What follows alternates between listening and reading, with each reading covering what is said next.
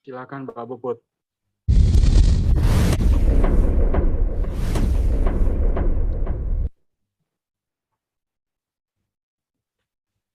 Assalamualaikum warahmatullahi wabarakatuh. Selamat siang, salam sejahtera. Waalaikumsalam warahmatullahi wabarakatuh. Terima kasih atas kehadiran semua peserta yang telah masuk ke dalam webinar kedua Festival Film Wartawan Indonesia ke-11 tahun 2021. Kali ini kita berkumpul untuk mengikuti webinar menelisik minat dan selera penonton muda Indonesia.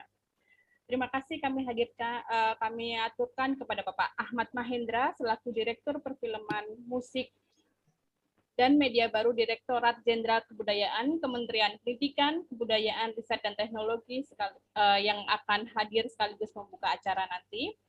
Kepada Bapak Anggi Umbara, Audi Mulya Hidayat yang akan memberikan sharing di webinar kali ini. Kami ucapkan selamat datang kepada Ketua Festival Film Wartawan Indonesia, Bapak Wina Armada Soekardi. Kami ucapkan selamat datang juga kepada semua panitia, Dewan Juri, juga tim dari Direktorat Jenderal Kebudayaan Kementerian Pendidikan, Kebudayaan, Riset dan Teknologi. Kami ucapkan selamat datang. Baik, untuk memulai acara ini, izinkan saya Puput Puji Lestari untuk memulai dengan mengucapkan Bismillahirrahmanirrahim. Sebagai agenda pertama, marilah kita dengan tahmid dan menyanyikan lagu Indonesia Raya bersama-sama di posisi masing-masing.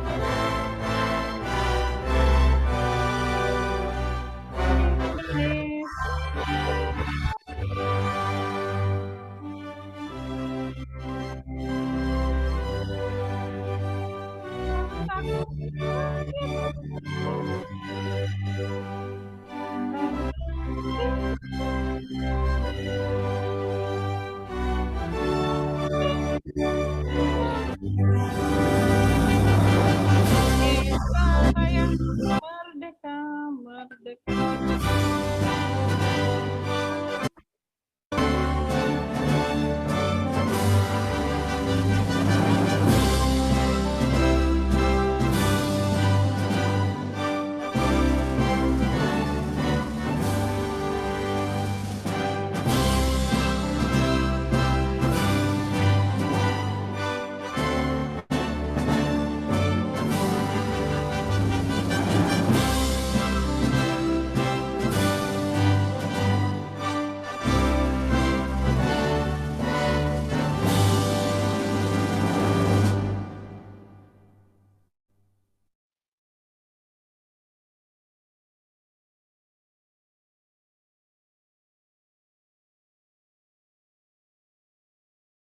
Masih mute, Put. Oke, terima kasih atas kesediaan semuanya menyanyikan lagu Indonesia Raya sambil kita berdoa semoga kita bisa segera mengatasi COVID-19 sehingga kita bisa melakukan banyak acara secara bertemu langsung. Oke, untuk memulai acara ini kami persilahkan Ketua Festival Film Wartawan Indonesia Bapak Wina Armada Soekardi untuk memberikan sambutan pembukaan. Terima kasih, Puput. Yang kami hormati Pak Mahendra, yang kami hormati para pembicara, Pak Odi, Pak Anggi, dan Pak Yan Wijaya. Selamat siang, Pak Yan, Pak Anggi, dan Pak Odi, Pak Mahendra, selamat siang. Assalamualaikum warahmatullahi wabarakatuh. Yang kami cintai para wartawan dan yang kami sangat banggakan para Dewan Juri Festival Film Wartawan Indonesia 11 tahun 2021. kami mengucapkan selamat datang kepada acara ini.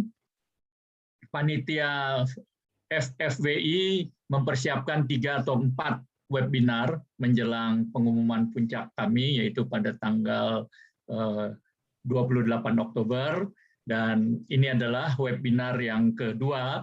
Kenapa kami sengaja untuk mengangkat tema mengenai taste atau selera penonton, terutama penonton muda, karena terkait dengan ekosistem dari perfilman bukan hanya Indonesia maupun tetapi juga internasional. Ada seorang filosof kontemporer namanya Walter Benjamin. Dia bilang dalam era sekarang, ini adalah era digital, produksi seni itu sudah menuju ke dematerialisasi. Artinya tidak lagi untuk menikmati seni tidak lagi harus bersentuhan dengan materi-materi seperti seluloid dan sebagainya, dan sudah borderless, tidak ada ruang dan waktu. Ya, kita film di Indonesia bisa dinikmati di Malaysia, di Jerman dan seterusnya. Nah, disinilah terjadi menurut dia satu demokratisasi terhadap karya seni. Orang, masyarakat bisa menilai, semua bisa menilai. Nah, dalam konteks inilah kemudian subjek peminat seni juga mengalami satu komposisi perubahan, ya. Dan dalam hal ini kaum muda menjadi hal yang penting. Oleh karena itu kami memilih, kenapa kami pemuda, terutama selera penonton kaum muda, kami jadikan topik pada hari ini. Kami ingin mengucapkan terima kasih lebih dahulu kepada para pihak yang telah membantu kami. Tentu nanti kami minta Pak Mahendra untuk memberikan sambutan sekaligus membuka webinar ini. Kami juga sangat senang dapat mendengar nanti dari Pak Odi sebagai produser yang sangat sukses, yang salah satu pemegang rekor penonton terbanyak sampai saat ini.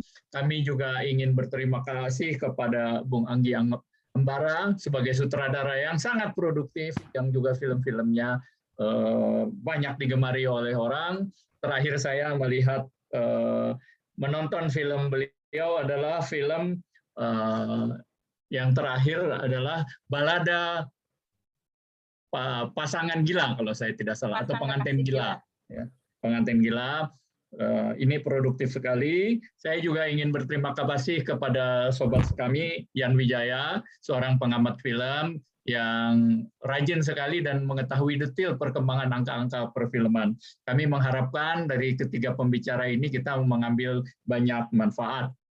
Kami juga mengucapkan selamat datang kepada para peserta webinar yang tadi saya mendengar. Pak Joni, apa kabar Pak Joni? Kemudian saya mendengar juga ada Ibu Rita Srihastuti, kawan saya, dan beberapa kawan yang lain. Selamat datang, selamat menikmati. Semoga saja acara ini memberikan kemanfaatan kepada kita. Dan tentu saja sebagai panitia kami memiliki sejumlah kelemahan, kekurangan. Untuk itu saran kritik sangat bermanfaat buat kami.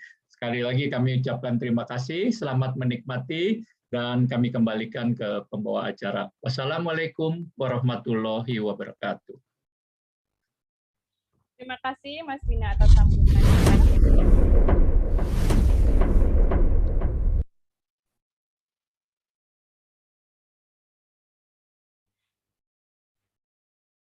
Festival Film Wartawan Indonesia mendapat dukungan penuh dari Kementerian Pendidikan, Kebudayaan, Riset dan Teknologi melalui Direktorat Perfilman, Musik, dan Media Baru. Karena itu kami mohon kepada Bapak Ahmad Mahendra selaku Direktur Perfilman, Musik, dan Media Baru, Direktorat Jenderal Kebudayaan Kementerian Pendidikan, Kebudayaan, Riset, dan Teknologi untuk bersedia memberikan sambutan sekaligus untuk membuka webinar menelisik minat dan selera penonton muda Indonesia. Kepada Bapak Ahmad Mahendra kami persilahkan.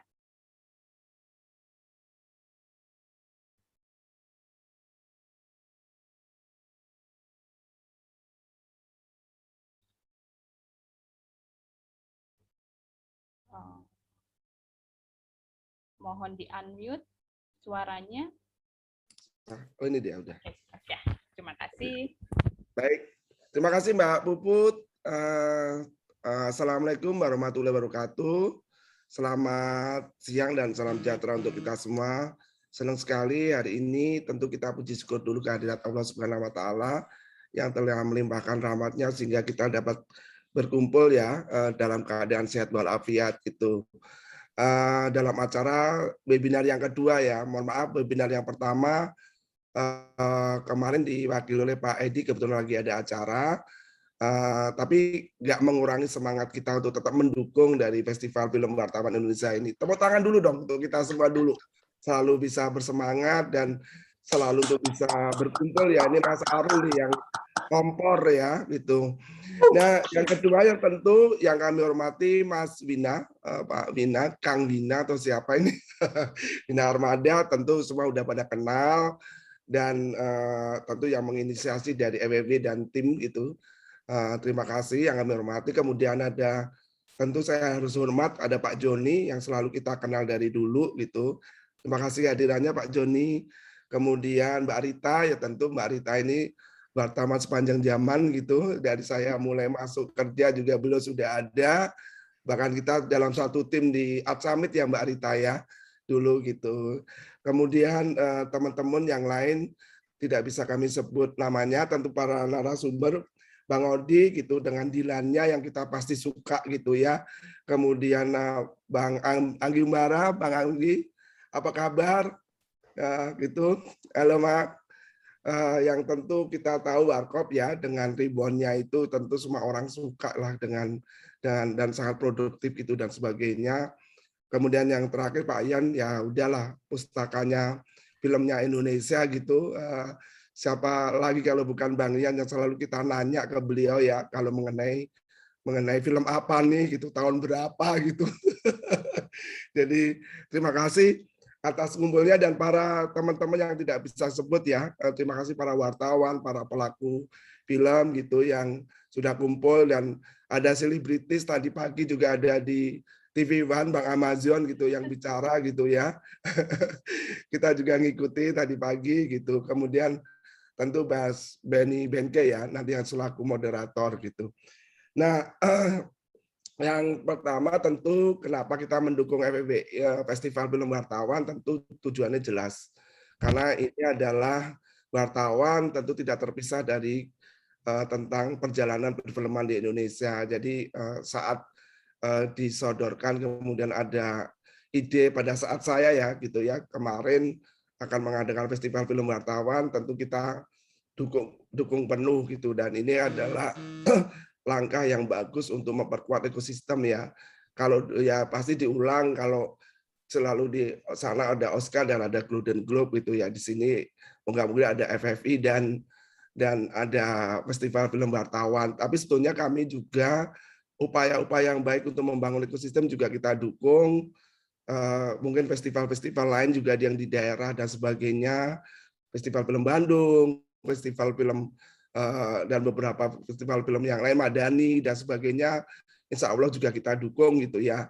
Selama memang itu untuk memperkuat karena kondisi COVID ini segala sesuatu kan apa ya semua masih merasakan susah. Jadi ada upaya-upaya yang baik, tentu kita perlu apresiasi sehingga kita bisa mendukung untuk semuanya memberi semangat tentunya biar kita semua dapat berjalan gitu ya, bertahan dan berjalan gitu.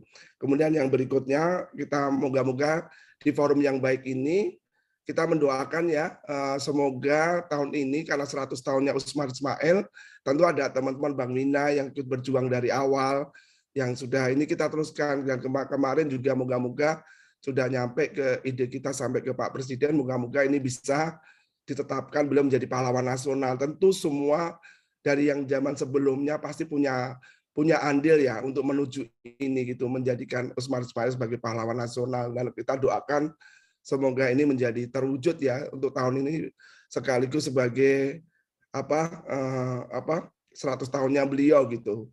Tentu semua nama akan disebut ya pasti dari zamannya Pas Pusbang Film yang telah mendirikan itu dan sebagainya. Nah ini kan ada pihak-pihak yang silakan untuk itu disonding sampai ke tingkat yang lebih tinggi, kita sih mendukung aja gitu. silakan aja dan sebagainya. Nah, kita doakan aja ini berhasil gitu.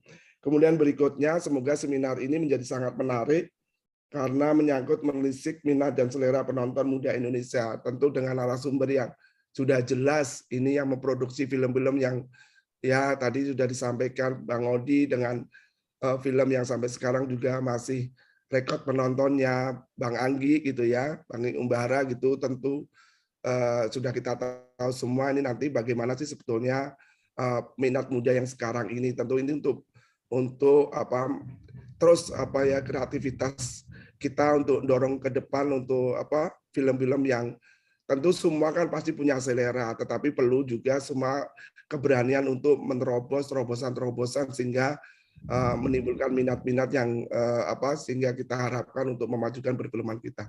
Mungkin itu saja yang perlu kami sampaikan. Intinya kita Kemendikbudristek sangat mendukung atas program seminar ini yang kedua gitu. Moga-moga berlanjut ke seminar berikutnya dan sehingga pada saatnya pada hari puncak tanggal 28 Oktober menjadi puncaknya dari Festival Film Wartawan Indonesia ini. Yang ke-11 ya, gitu sebetulnya sebelumnya kan udah ada apa dilaksanakan terus itu. Kami pemerintah hanya siap memfasilitasi untuk apa kegiatan-kegiatan yang ini kalau memang ini membangun ekosistem kan tentunya kita harus sebagai pemerintah kita siap untuk mendukung. Itu saja, terima kasih. Akhir kalam, wassalamualaikum warahmatullahi wabarakatuh.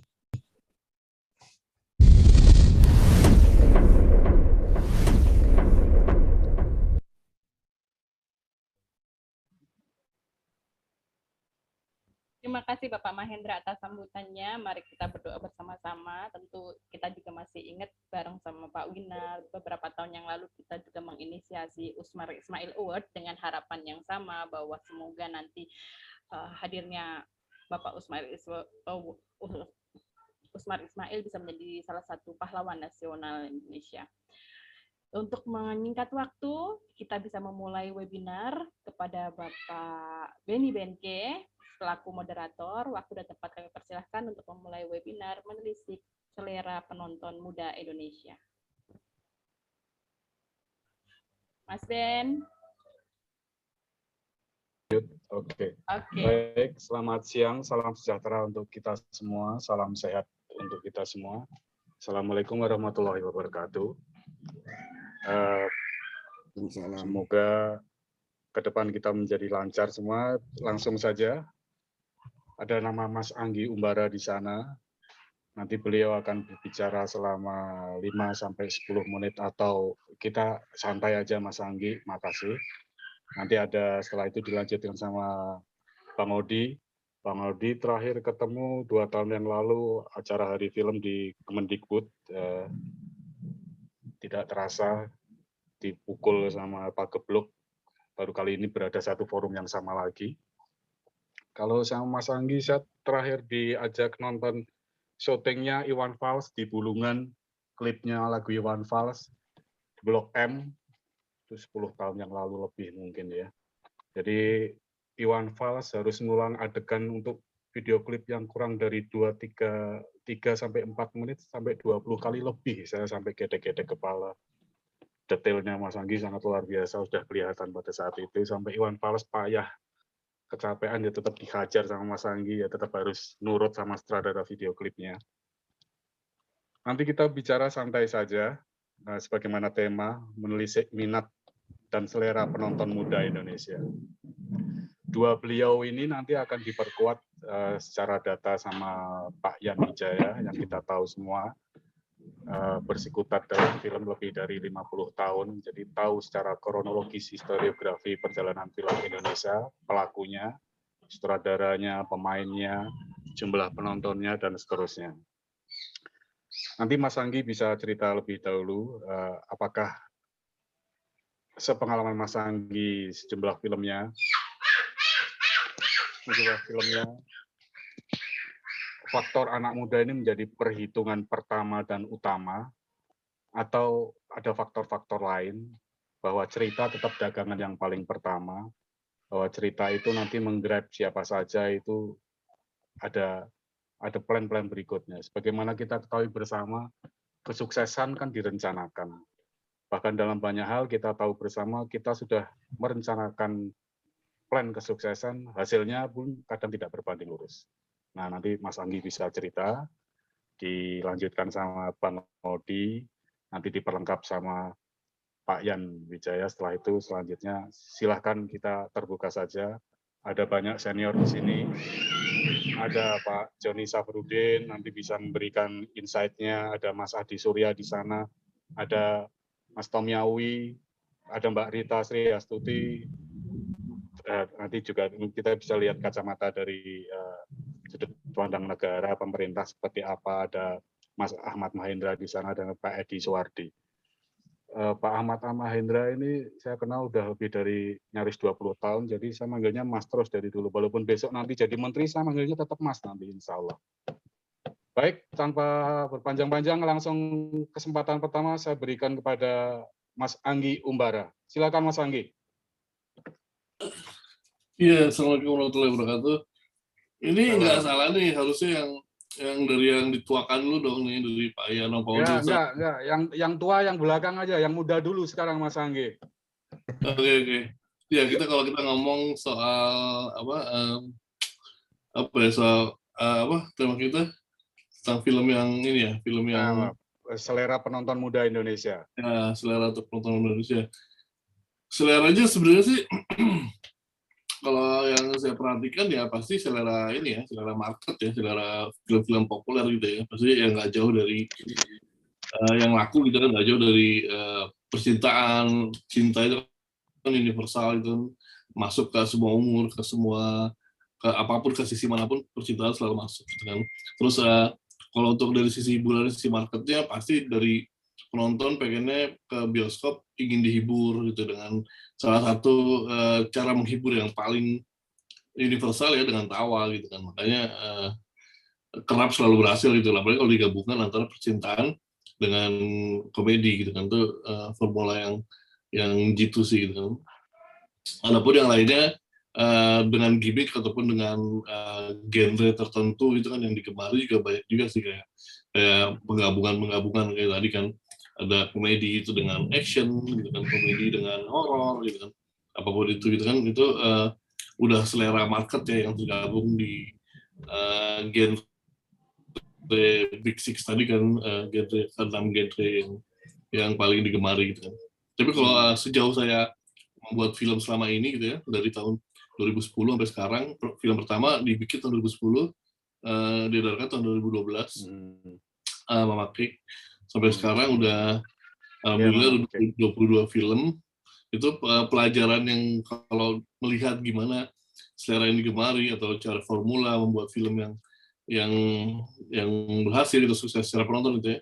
Kalau menurut saya ada 5 sih kuncinya gitu. Pertama itu adalah IP gitu kan, intellectual property gitu kan. Nanti kalau bisa ditambahkan mungkin nama Pak Odi gitu ya. Kalau menurut saya nomor 1 itu adalah IP, intellectual property harus kuat, harus ada gitu, harus mempunyai popularity base agar penonton udah ke-build awareness-nya gitu kan. Awareness dari produk yang akan ditonton nanti gitu kan. Yang kedua itu adalah dari ceritanya harus benar-benar bisa menarik, menggugah, menyentuh penontonnya gitu ya. Terus yang ketiga itu dari production-nya juga mesti kafah gitu kan. Production itu mulai dari treatment sutradara, dari production value, budget produksi yang diberikan gitu kan, memberikan sebuah value kan, production value-nya itu bisa make people believe atau enggak, bisa membuat orang masuk ke dalam ceritanya apa enggak itu kan. Terus dari kru-kru yang lainnya, dari artistiknya, dari makeup dan lokasi dan semuanya itu dari production kan. Yang keempat dari para pemainnya, bisa nggak pemain itu mempunyai star power gitu kan, mempunyai bisa menarik penonton untuk ke bioskop gitu kan, pas dengan karakter-karakter dari IP tersebut yang udah terkenal tadi gitu.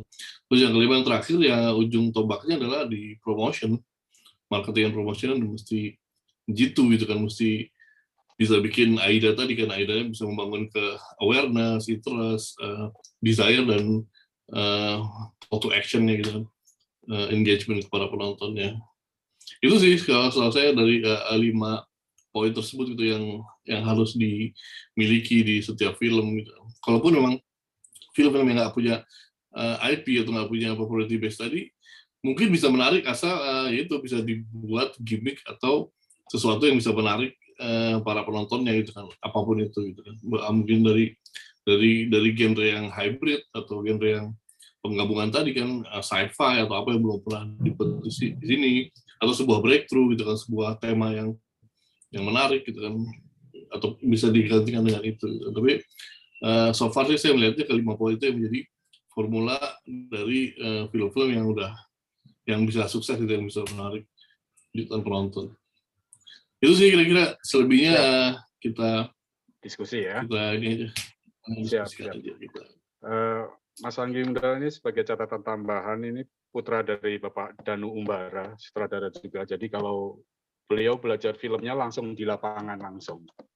Jadi DNA-nya sudah kuat. Jadi tidak heran jika film-filmnya banyak meledak. Nanti langsung aja kita. Keluarganya Drama Umbara, Mas Benny. Iya, benar sekali. Nanti langsung ke Mas Oldi. Mas Oldi tadi Mas Anggi sudah bercerita secara terperinci bahwa ada 5 formulasi yang paling tidak beliau ugemi ya. Pertama IP, properti, cerita harus menarik dan seterusnya. Production-nya harus kafah, harus tumpah, harus penuh, bulat. Kemudian pemainnya yang harus mempunyai star power, mendatangkan penonton. Pemain otomatis pasti ini pemain A1 semua yang harganya pasti ngeri ya. Yang terakhir adalah promosi. Film baik jika tidak dijual dengan cara baik, hasilnya tidak baik. Kurang lebih seperti itu.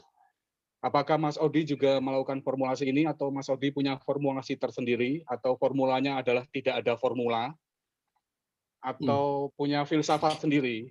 Filsafat saya adalah, saya sebelum bikin film Mas Benny, saya sholat dulu menghadap ke mana, atau bagaimana ceritanya, orangnya harus mandi 7 sumur dari aliran yang berbeda, atau bagaimana? Silakan Mas Odi yang sudah jelas dibuktikan oleh kenyataan, filmnya Dilan ditonton oleh 6 juta penonton, di bawahnya kemudian filmnya Mas Anggi. Jadi ini orang-orang yang benar-benar kompeten di bidangnya membahas hal ini. Silakan Mas Odi.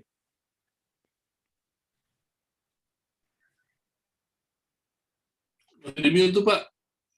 Suaranya bisa di-unmute dulu. Dibuka untuk Bang Odi. Ya, udah. Oke, sudah. Sudah, silakan. Ya, saya sih setuju tadi dengan Mas Anggi ya, bahwa formula itu memang dari awal saya buat film kita terapkan gitu loh Mas, bahwasannya unsur-unsur tadi memang mutlak gitu loh. Nah, tapi sekarang kan memang zamannya kita melihat ke belakang, ke depan sekarang ini gitu, bahwasannya ketika bioskop tutup dan kita harus tetap survive seperti apa gitu loh. Maka jujur kita nggak tinggalkan bioskop, tetap buat bioskop itu. Tapi memang kan sekarang kita harus survive dan yang ada adalah medianya OTT atau televisi. Itulah yang sekarang buat survive Mas. Bagi saya PR-nya itu sekarang. Kalau menelisik kembali penonton, kalau bioskop mungkin kita bisa review lagi dari beberapa film untuk menelisik apa sih film yang kita suka gitu, atau yang enggak penonton market suka atau enggak gitu loh. Dulu zaman-zaman saya bikin horor juga begitu kan, ketika nggak suka, beberapa film drama nggak jalan, saya mikir bikin film apa gitu loh, formula apa lagi gitu. Jadi kita buat yang benar-benar orang nggak, kita menjadi translator yang orang belum pernah buat gitu loh. Nah itu zamannya bioskop. Nah sekarang kan memang kita hadapi dengan keadaan bahwa bioskop nggak ada, ya kita harus survive dengan OTT gitu loh. Nah OTT ini untuk menggiring penonton muda, saya pelajari memang agak unik aja gitu loh. Saya juga kawan nggak nonton film Mas Anggi yang boleh dibilang dewasa Mas Anggi ya, yang apa namanya, ada itu balada Lulus pasang kekasih yang gila itulah ya. Saya juga nonton itu bagus sekali gitu. Cuma saya nggak tahu juga Mas Anggi bahwasannya review penontonnya gitu. Nah ini kecuali dari teman-teman juga yang mengamati apa sih yang disukai di OTT gitu loh. Kalau bioskop kita bisa lihat nanti ketika yang sukses yang mana, yang enggak yang mana gitu. Tapi di OTT kan memang banyak banget variannya gitu loh. Di situ banyak sekali genre yang menurut saya agak PR juga apa mengamatinya gitu. Mana sih yang sukses, mana enggak. Pada endingnya nanti adalah keluar bahwa oh ini yang sukses, ini tidak gitu loh. Saya setuju tadi gitu loh Mas Anggi, bahwasannya memang pemain salah satu yang mutlak gitu. Kembali kepada pemain-pemain yang boleh dibilang punya nama sekarang juga udah beredar dan notabene dengan angka yang luar biasa gitu Mas Anggi dan semua Iya, yang ada di sini. Tapi saya lihat nggak mutlak juga, nggak menjamin bahwa itu sukses gitu loh. Saya kemarin review beberapa film yang boleh dibilang dibintangi bintang-bintang top gitu ya, maksudnya udah punya nama lah di layar lebar gitu. Tapi hasilnya juga nggak muasan gitu. Nah, ini sih berpikir sekarang kalau lihat menelisik penonton muda, arahnya kemana gitu loh Mas. Saya lihat lagi kalau ini aja ya so-so aja hasilnya dengan 2 bintang yang boleh dibilang mahal gitu. Kita membuat arah kemana gitu. Nah, saya mencoba sih Mas, ketika mensiasati OTT ini memang kan mungkin teman-teman yang buat OTT juga tahu gitu loh. Kita berbenturan juga dengan selera OTT, maunya seperti apa gitu loh. Bahwasannya IP yang benar-benar bestseller juga itu sangat bantu dan itu boleh dibilang agak mutlak lah bahwa itu akan menjamin juga penonton akan menonton itu dan menunggu itu gitu. Dan saya juga sekarang lagi menggarap satu IP besar juga dengan 38,1 juta pembacanya di Wattpad dan itu memang ketika casting menarik gitu. Dan menariknya apa? Saya melihat di sini saya mempelajari bahwasanya khusus untuk pemainnya, Mas, ternyata nggak harus pemain utama gitu. Saya lihat ketika saya casting pemain baru, tapi ketika di sosmed dia benar-benar ditunggu gitu. Saya mau bintang ini nih, yang jadi pemeran ini gitu kan. Saya coba casting gitu, Mas. Saya mencoba casting, ternyata TikTok-nya aja 1 juta gitu. Nah ini kan menurut saya bukan penemuan sih ya, formula baru gitu bahwasanya. Oke, ternyata suka penontonnya seperti itu. Kita melihat bahwa, oh selera mudanya nggak harus pemeran utama. Ternyata ada dari market kita yang gemar dengan sosok-sosok baru, gitu, pemain-pemain baru. Gitu. Nah ini yang saya sedang pelajari. Saya akan coba sih gitu, memainkan mungkin ya pasti dengan jualannya pasti pemain utama. Tapi saya mencoba pemain utama yang ada, saya akan mencoba menjadi salah satu lokomotif untuk pemain-pemain yang saya mulai gitu, masih menaikkan lagi dengan penemuan-penemuan dari hasil sosmed tadi gitu loh. Dan menurut saya satu hal yang menarik, saya akan mencoba mudah-mudahan juga akan menjadi satu pemicu juga untuk kita mencari pemain-pemain muda yang berbakat. Memang kan sekarang pemainnya itu aja gitu. Mungkin ya karena stasiun TV atau OTT nggak mau jualan dengan adanya artis-artis populer tadi gitu. Tapi saya melihat di sisi lain, ya itu dia di sosmed ini menjadi pertimbangan saya bahwasannya ya tidak harus bintang top pun bisa gitu menjadi salah satu daya tarik untuk market OTT itu sendiri gitu. Nah ini yang lagi saya terapkan dengan judul film saya yang baru. Mudah-mudahan ini menjadi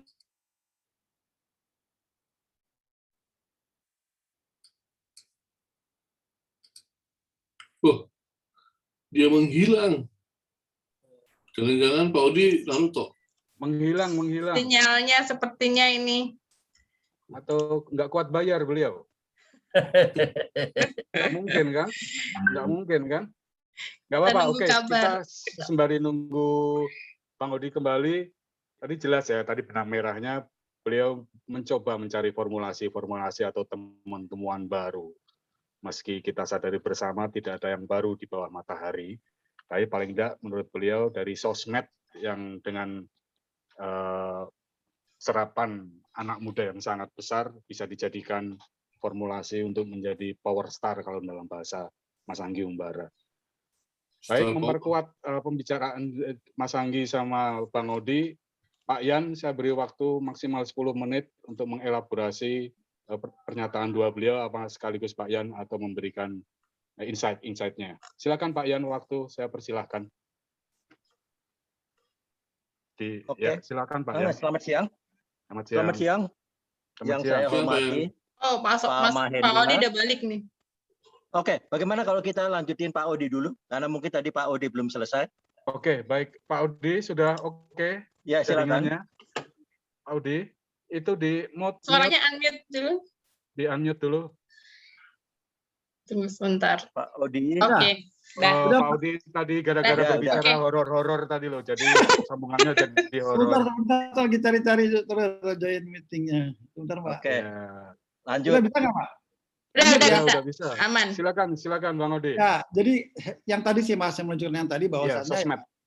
Ya, sosmed itu mungkin menjadi, boleh dibilang sih, saya tertariknya begini, ketika pemain utama yang boleh dibilang mahal, kita akan pasti berbayar akan lebih dari yang bintang baru gitu. Nah ini menurut saya metode baru ya, penemuan baru bagi saya penemuan baru gitu, bahwasannya ini sangat menarik dan saya melihat market menelisiknya dari sana gitu loh. Ketika saya punya IP ya boleh bilang cukup besar, saya melihat lagi bukan lagi apa ya, boleh bilang dari rivalnya itu sendiri, dari IP-nya saya mau tahu bahwasannya pembacanya suka siapa sih gitu loh.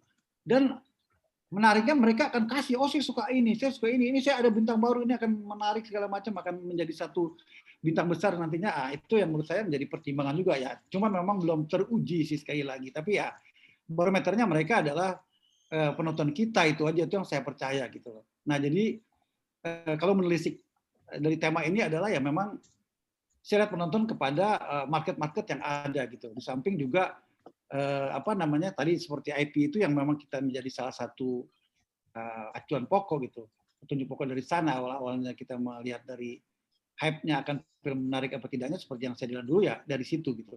Kedua memang kita harus bongkar juga isi dari novel atau IP itu tersebut, bahwasanya IP itu juga disukai pembacanya, tapi kalau secara penulisan skrip itu benar-benar akan berubah, mungkin berubahnya sampai 50%, karena mungkin di sana agak lambat, agak mungkin kurang gregetnya kurang gitu, ada atau pencampuran dalam hal ini formulasi romansnya, terus komedinya atau segala macam ada di sana, itu memang kita mesti kuatkan gitu. Jadi IP itu bagus mutlak pun harus kita tetap bongkar lagi atau kita revisi kembali sampai benar-benar perfect, sampai sempurna gitu.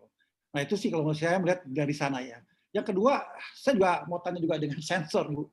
Misalnya OTT itu saya dengar ada wajib sensor, ada tidak ya. Saya mau tanya Mbak Rita juga gitu, Mbak Rita. Nah dalam kategori ini Mbak, saya sih minta dari sensor agak lebih boleh dibilang lebih longgar lah Mbak gitu loh, dalam hal penyensoran dari OTT, karena memang saya melihat dari free TV dengan OTT kan memang OTT berbayar gitu. Nah penonton saya melihatnya akan boleh bilang meminta sesuatu yang lebih dari OTT karena mereka berbayar gitu. Dan kadang saya juga takutnya berbenturan itu Mbak dengan sensor, karena memang kita dituntut untuk membuat satu mungkin lebih ekstrim gitu loh. Saya melihat juga kemarin film Mas Andi itu ekstrim banget gitu loh. Jadi saya agak takut juga bahwa ini boleh begini gitu loh. Tapi ya kalau memang Kenapa Mas? Kayak gitu ya, jadi melihat kesananya sih saya seperti itu gitu loh.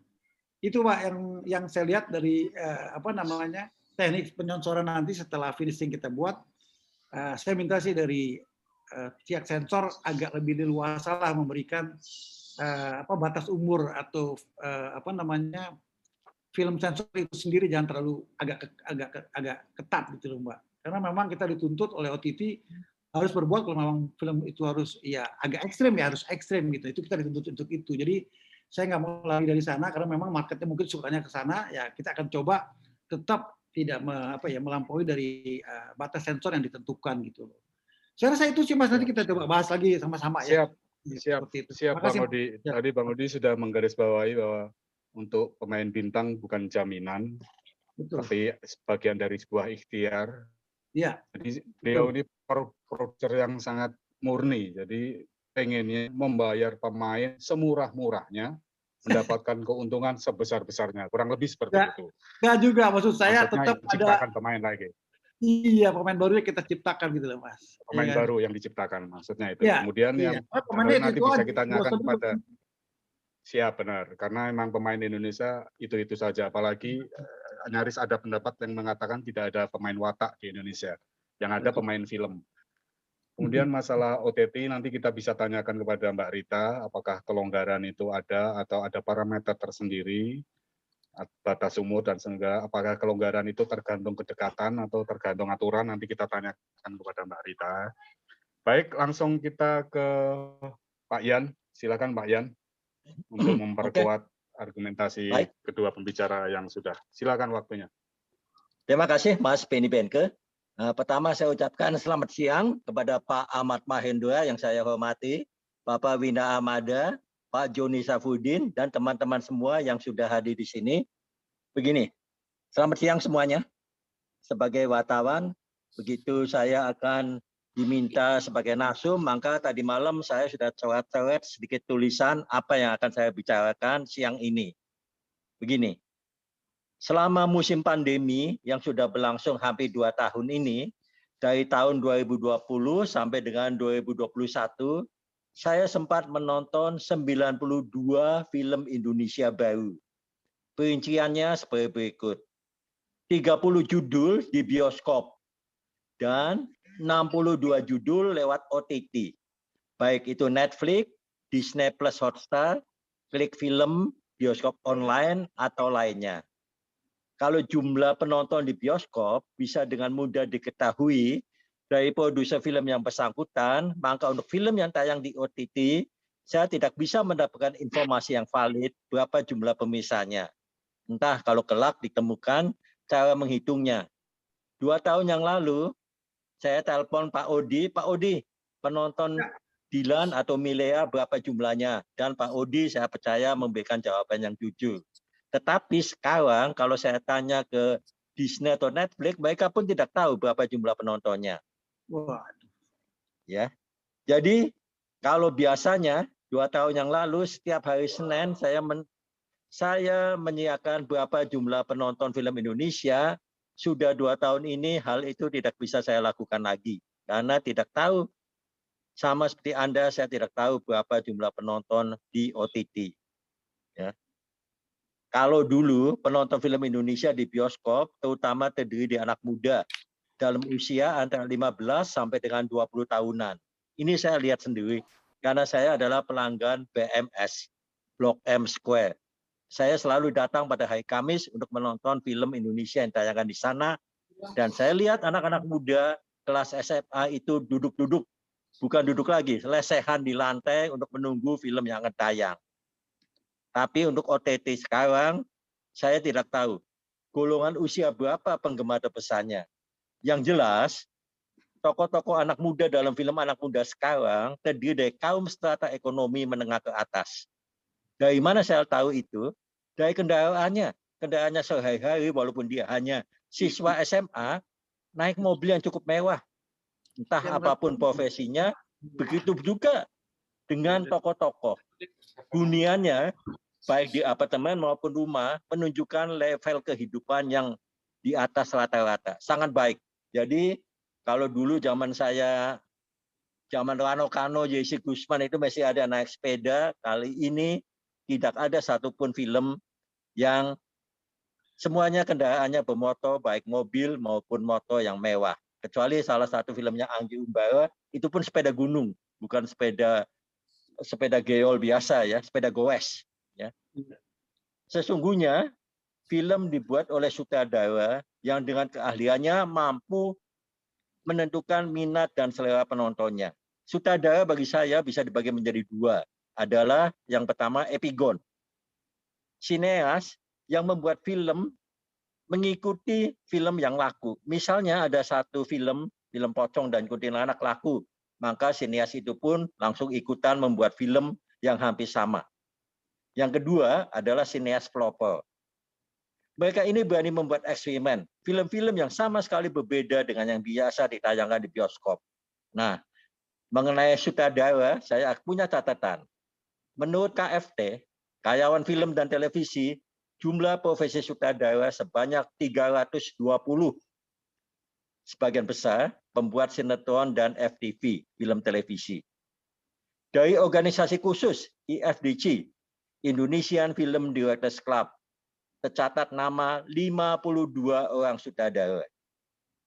Dibanding dengan pengamatan saya pribadi, sebelum pandemi ada 50 sutradara yang aktif bekerja setiap tahun, minimal membuat 1 film. Terjadi penurunan drastis pada musim pandemi. Hitung-hitung hanya 30 nama yang aktif, atau beberapa nama overproduktif. Saya bisa menyebutkan di sini 5 sineas yang saya sangat kagumin. Saya sebutkan nama-nama sineas itu dan film-filmnya.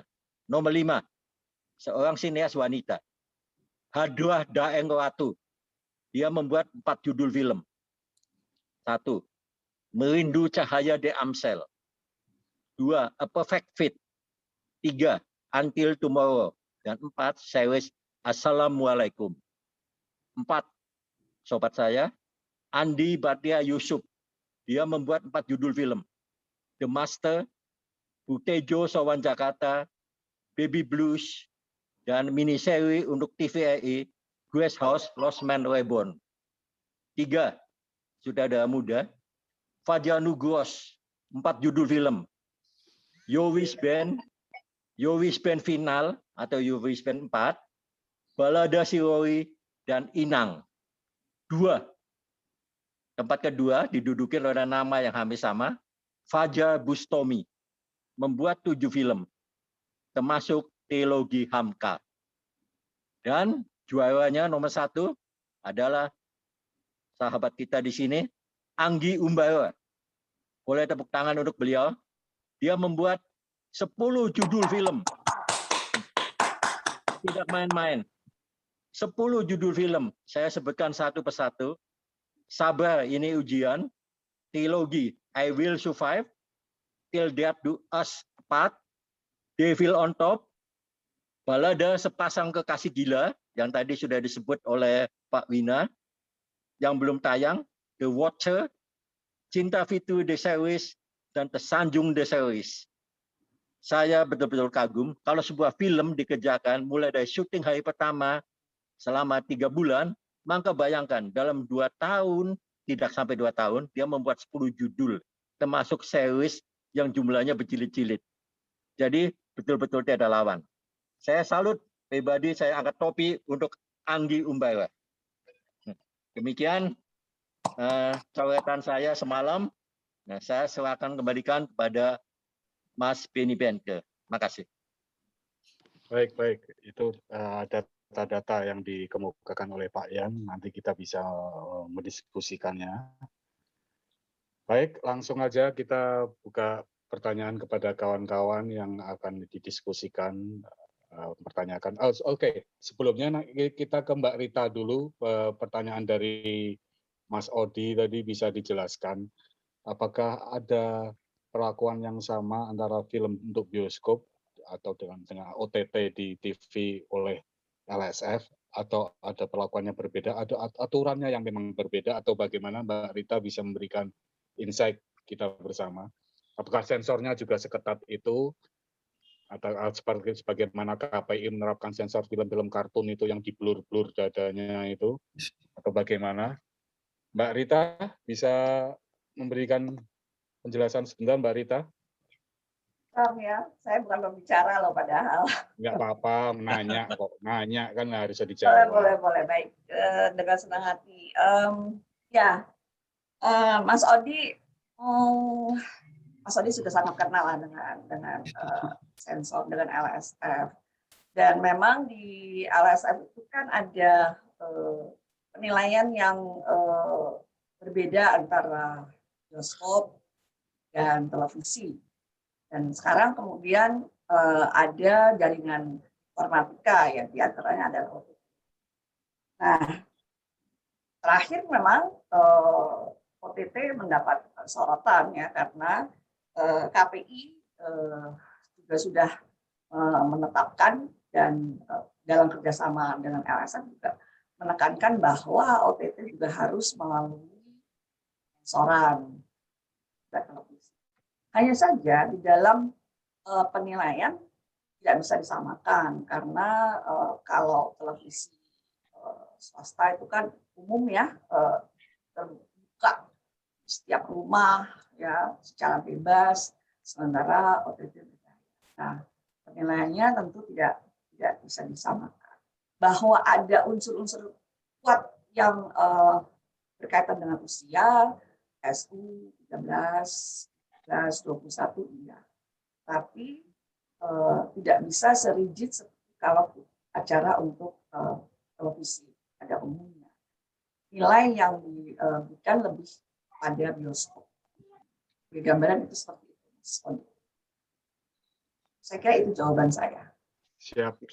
Itu ya Bang Odi ya. Nanti untuk lebih jelas bisa temu kopi sendiri, bicara curhat sendiri berdua nanti bagaimana ya. Siap. Di sini sebelum ke Anu, bisa Pak Joni Safrudin bisa memberi insight-nya sedikit ihwal bioskop itu. Silakan Pak Joni. Ya, terima kasih. Ya, Assalamualaikum warahmatullahi wabarakatuh. Waalaikumsalam. Saya ini karena lihat siapa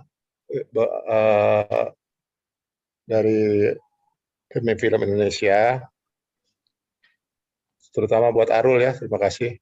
Saya didesak terus suruh ikut. Saya sebentar, ya, makasih Mas Arul. Ya, sekaligus preskon juga nggak apa-apa Pak Joni. Mantap. Saya hanya bicara beberapa aja dulu karena saya juga ada meeting lagi. Satu, saya menilai ini tentang festival film wartawan. Saya sangat mengapresiasi ini, kenapa?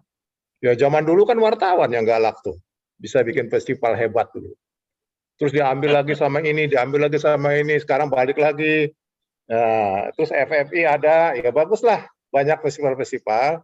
Tapi kalau saya menilai, karena saya kan pernah menjadi penyelenggara FFI ya, tahun 2004 itu, 12 tahun mati FFI, saya yang hidupin kembali, waktu saya ketua BP2N.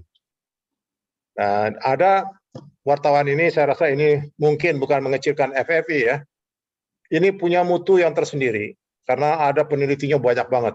Satu payan aja ada 20 film bisa dinilai, apalagi ada 200 wartawan. Satu itu ya, Dirgahayu, jalan terus, ya jangan khawatir, saya siap mendukung. Asik. Yang kedua, tadi saya lihat ini ada masalah tadi Pak Odi, ya, sama siapa tadi satu lagi, Umbara ya. Umbara, Mas Anggi. Gini Mas, ya ini saya kasih berita dulu satu. Saya tadi sudah habis meeting tentang pembukaan bioskop. Bioskop ternyata tidak semudah yang kita pikirkan. Waktu PSBB itu kita dikategorikan sama dengan mall buka, kita buka. Terus sekarang ini dengan peraturan baru lagi, mall buka,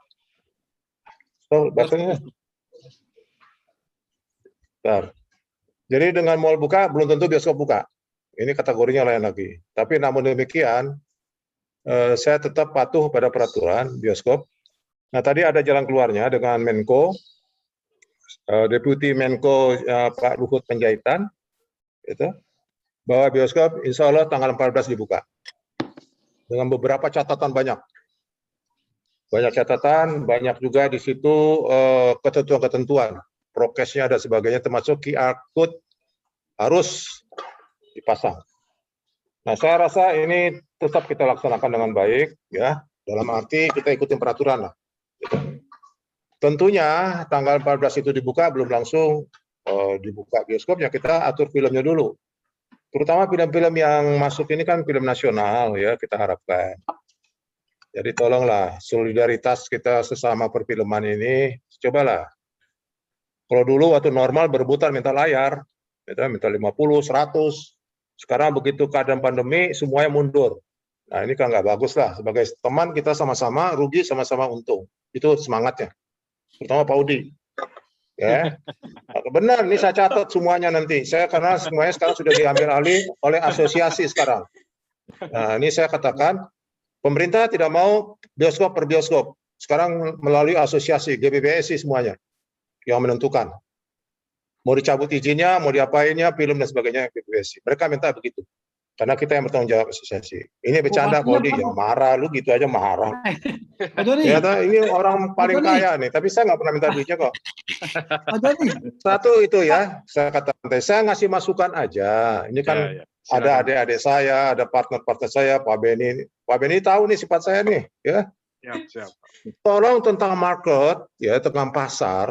Saya baru kali-kali menyampaikan, tolong para produser-produser atau para sinias-sinias yang muda-muda yang mau belajar dan sudah berbuat, undang kita bioskop.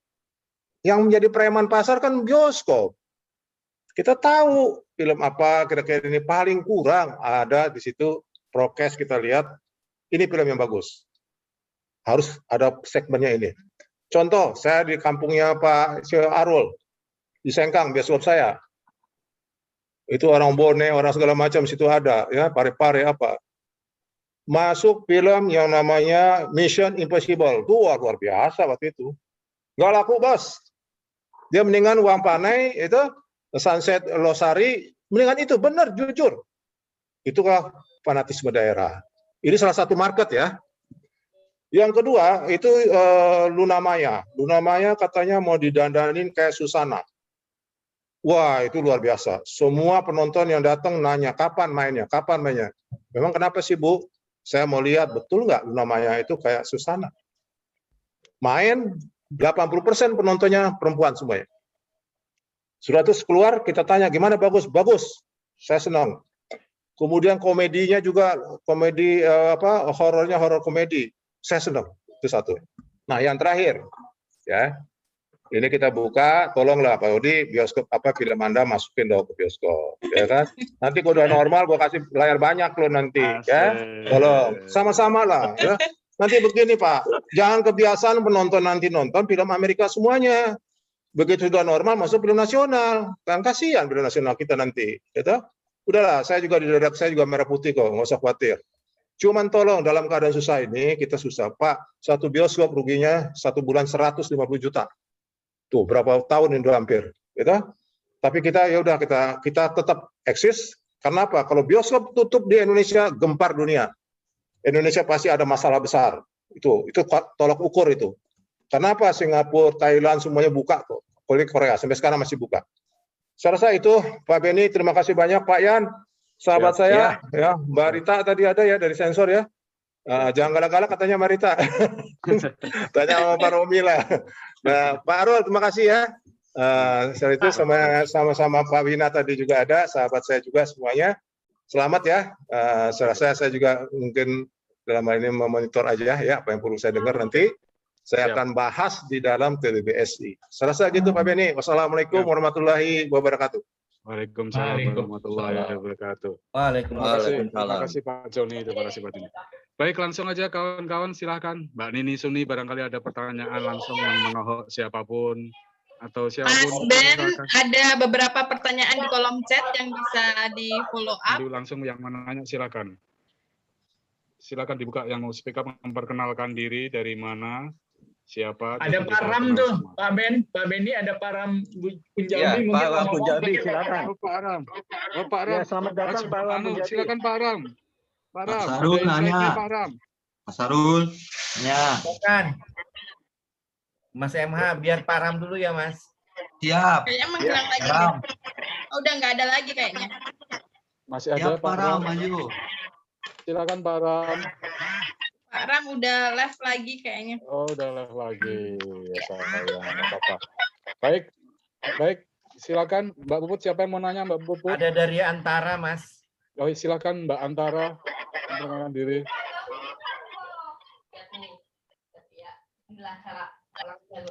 Halo. Halo. Silakan Mbak Antara. Mbak Livia dari Antara, Mas. Mbak Livia, silakan waktunya Mbak Livia ditujukan kepada siapa? Mas Anggi atau Mas Odi atau Pak Yan atau apa? Silakan.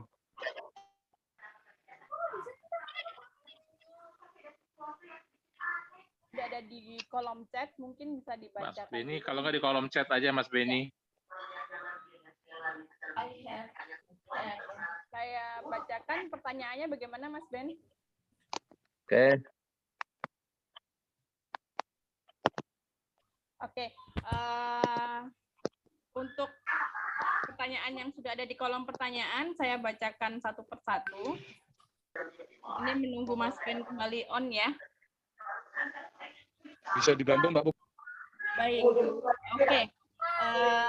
Ini pertanyaan dari Putu Wira Mahasandi. Ingin bertanya, apakah saat ini ada beberapa film atau sinetron yang kurang mendidik atau berbau kekerasan? Kalau boleh tahu, kapankah ada film yang bisa mendidik dan layak untuk ditonton di televisi? Pertanyaan ini mungkin lebih ke siapa ini? Ke Mas Odi atau? Ke produser. Ke produser jawab, Mas. Produser. Mas Odi bisa dibantu, Mas Odi.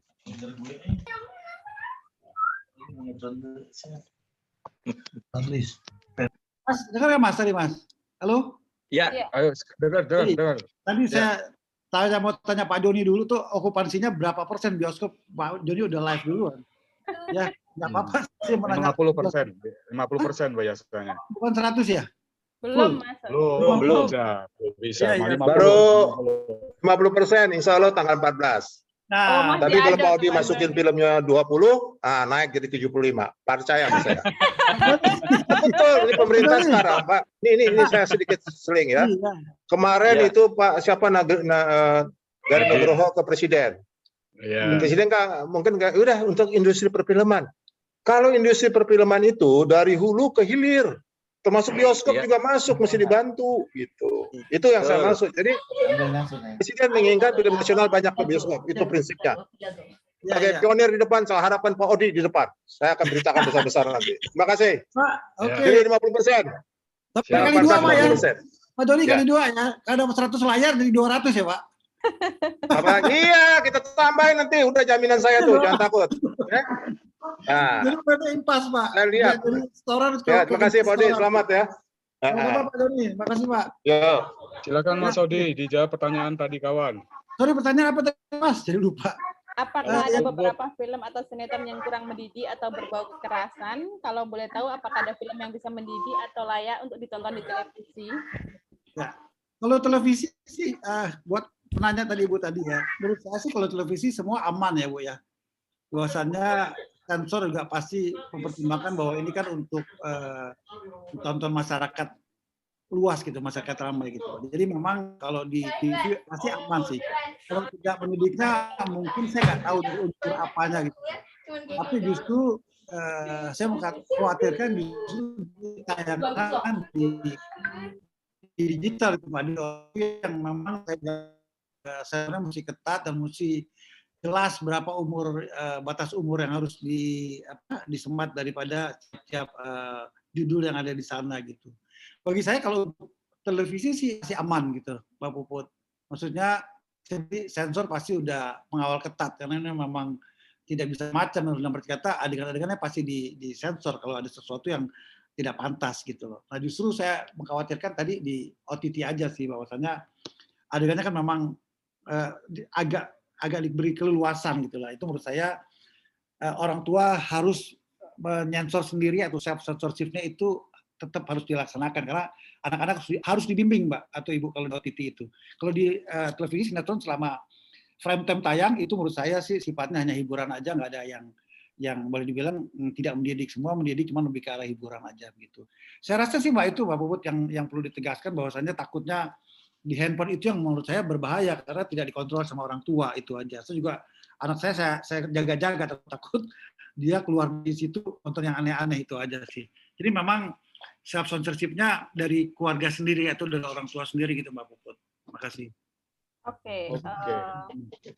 Mbak Sudah ada 2 yang raise hand Mas Ben. Ada Ya, silakan. Ibu Sri Kuwati dari Direktur BMM, juga Mas Hartawan. Kita buka dulu Ibu Sri, boleh dibuka?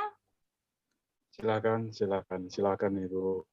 Baik, terima kasih. Oke. Ya, Mbak Puput, terima kasih semua. Ya, menanggapi tadi ada yang bertanya bahwa tayangan-tayangan yang mendidik ya.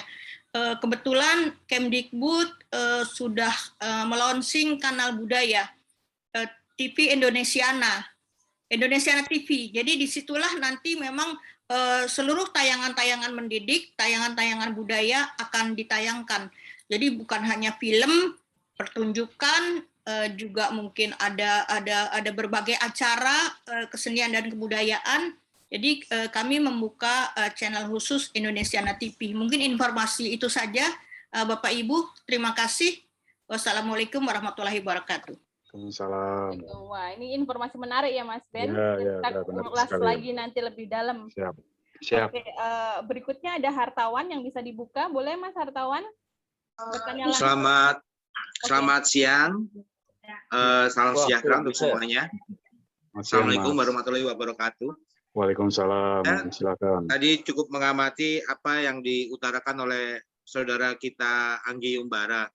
Saya setuju sekali untuk memproduksi film supaya salah satu cara yang dikejar untuk mencapai target penonton yang besar itu kan dengan ada lima cara yang digunakan, dan kemudian bagaimana juga production itu pasti akan menjadi sesuatu yang menarik lah dengan 5 kuncian yang digunakan oleh Anggi Umbara. Saya rasa saat ini nih yang mempunyai kemampuan itu adalah major company yang besar yang ada di perfilman Indonesia. Salah satunya mungkin ya perusahaan dari tempatnya Mas Odi. Apakah di tengah kondisi saat ini tim dari Mas Odi ini bersedia menjadi lokomotif untuk narik penonton film Indonesia datang ke bioskop? Karena kemarin PSBB teman-teman di major company itu hampir tidak ada yang mau menayangkan filmnya. Sedangkan kalau saya lihat ada beberapa film asing yang dengan production yang bagus, bintang yang bagus, cerita yang bagus, penontonnya juga cukup banyak seperti itu.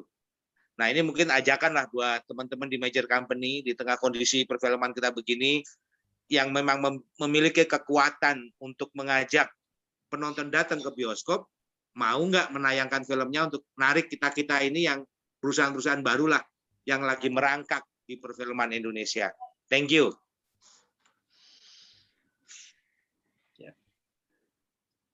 Boleh dibuka untuk Mas Odi lagi?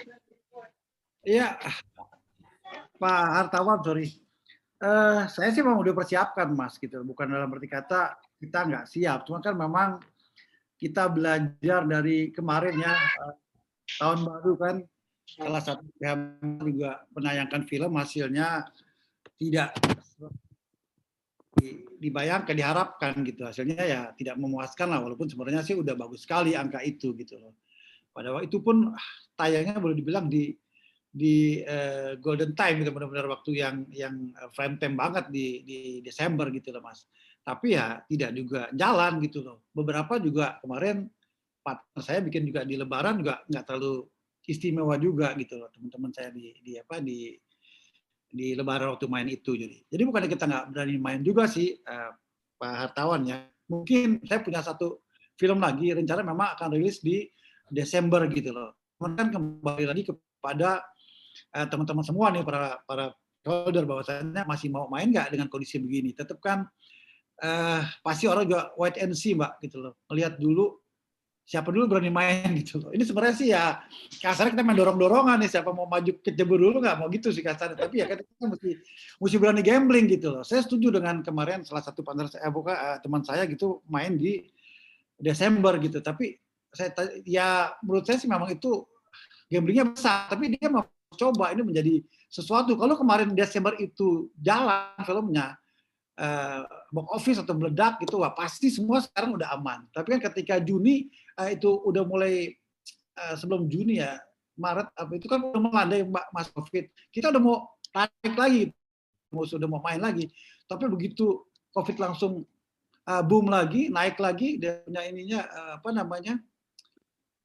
kurvanya, kita juga takut gitu loh, kita nggak berani lagi kita drop gitu loh. Jadi teman-teman juga memang masih tarik ulur, Mas. Kita bukan nggak mau gitu, tapi kan kita juga nggak mau main sendiri, juga kita nggak mau kecemplung sendiri gitu loh.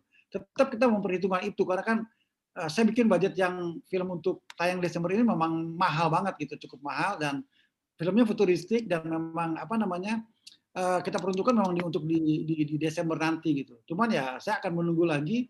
Kalau memang besok September udah ada yang maju untuk main ya kita usahakan akan tetap main di Desember gitu. Kita online di Desember tetap jalan gitu. Jadi bagaimana itu sih Pak gitu. Ya, jadi pertimbangan sih itu aja. Kalau memang menarik ya kita tetap jalan gitu. Nah cuma kan masalahnya saya nggak tahu Pak Yan atau Pak Joni sekarang yang terdaftar film udah berapa banyak ya Pak untuk main di September ini gitu loh. Nah itu kan juga kita belum lihat siapa aja main di September, Oktober, dan November. Kalau di petanya udah ada ya pasti kita berani nyemplung juga gitu Mas. Kita berani main juga gitu.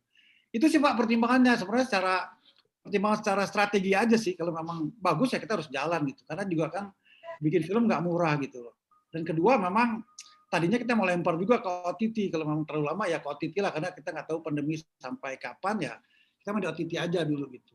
Tapi ya saya bilang Pak Joni tadi, atas saran Pak Joni ya menarik juga, sebelum ke OTT lebih baik kita kasarnya cari profit dulu, cari benefit dulu tetap di layar lebar gitu, di bioskop. Ya cuman ya nanti saya tanya Pak Joni lah internal, siapa-siapa aja akan main di tahun ini gitu Mas Benny.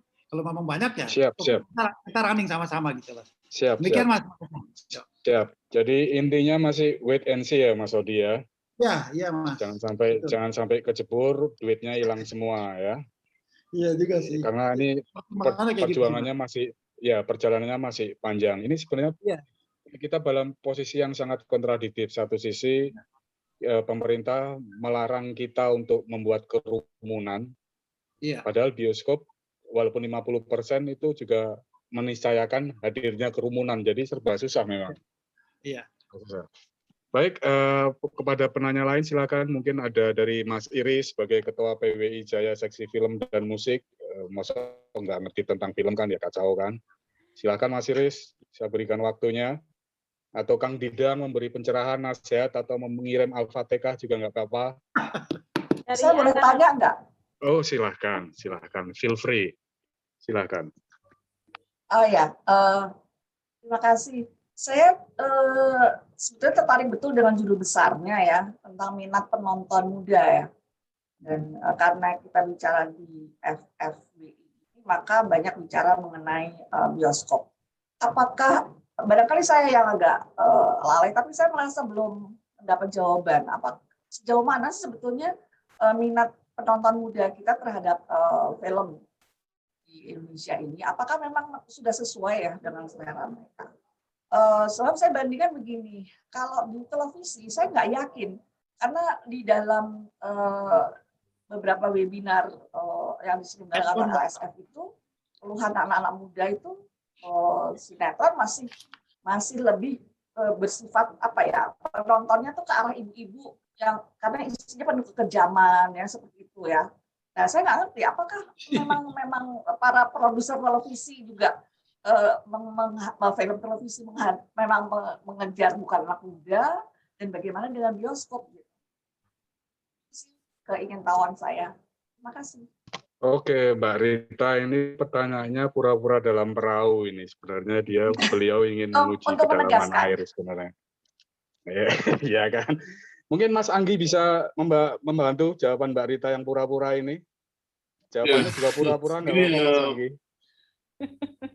Mbak Rita, kalau dilihat dari apakah anak muda kita menyukai film, sebenarnya sudah terjawab ya dengan begitu tingginya angka penonton film Indonesia ya sampai ke 2019 ya sebelum pandemi itu mencapai peaknya kan sampai 50 juta orang kan ke bioskop gitu kan.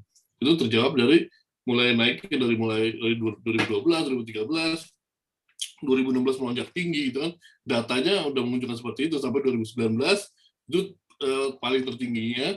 Terus karena terjadi pandemi ya kita nggak ke bioskop gitu. Berarti kan pergolakannya tinggi, berarti terstimulan kan dengan adanya film-film baru di Indonesia, film juga berkembang, ya mencapai tertingginya di 2019 dan itu kan menunjukkan bahwa emang anak muda kita karena yang menonton ke bioskop itu kebanyakan di umur dari berapa ya, dari 17 ke 35 ya, kebanyakan ya.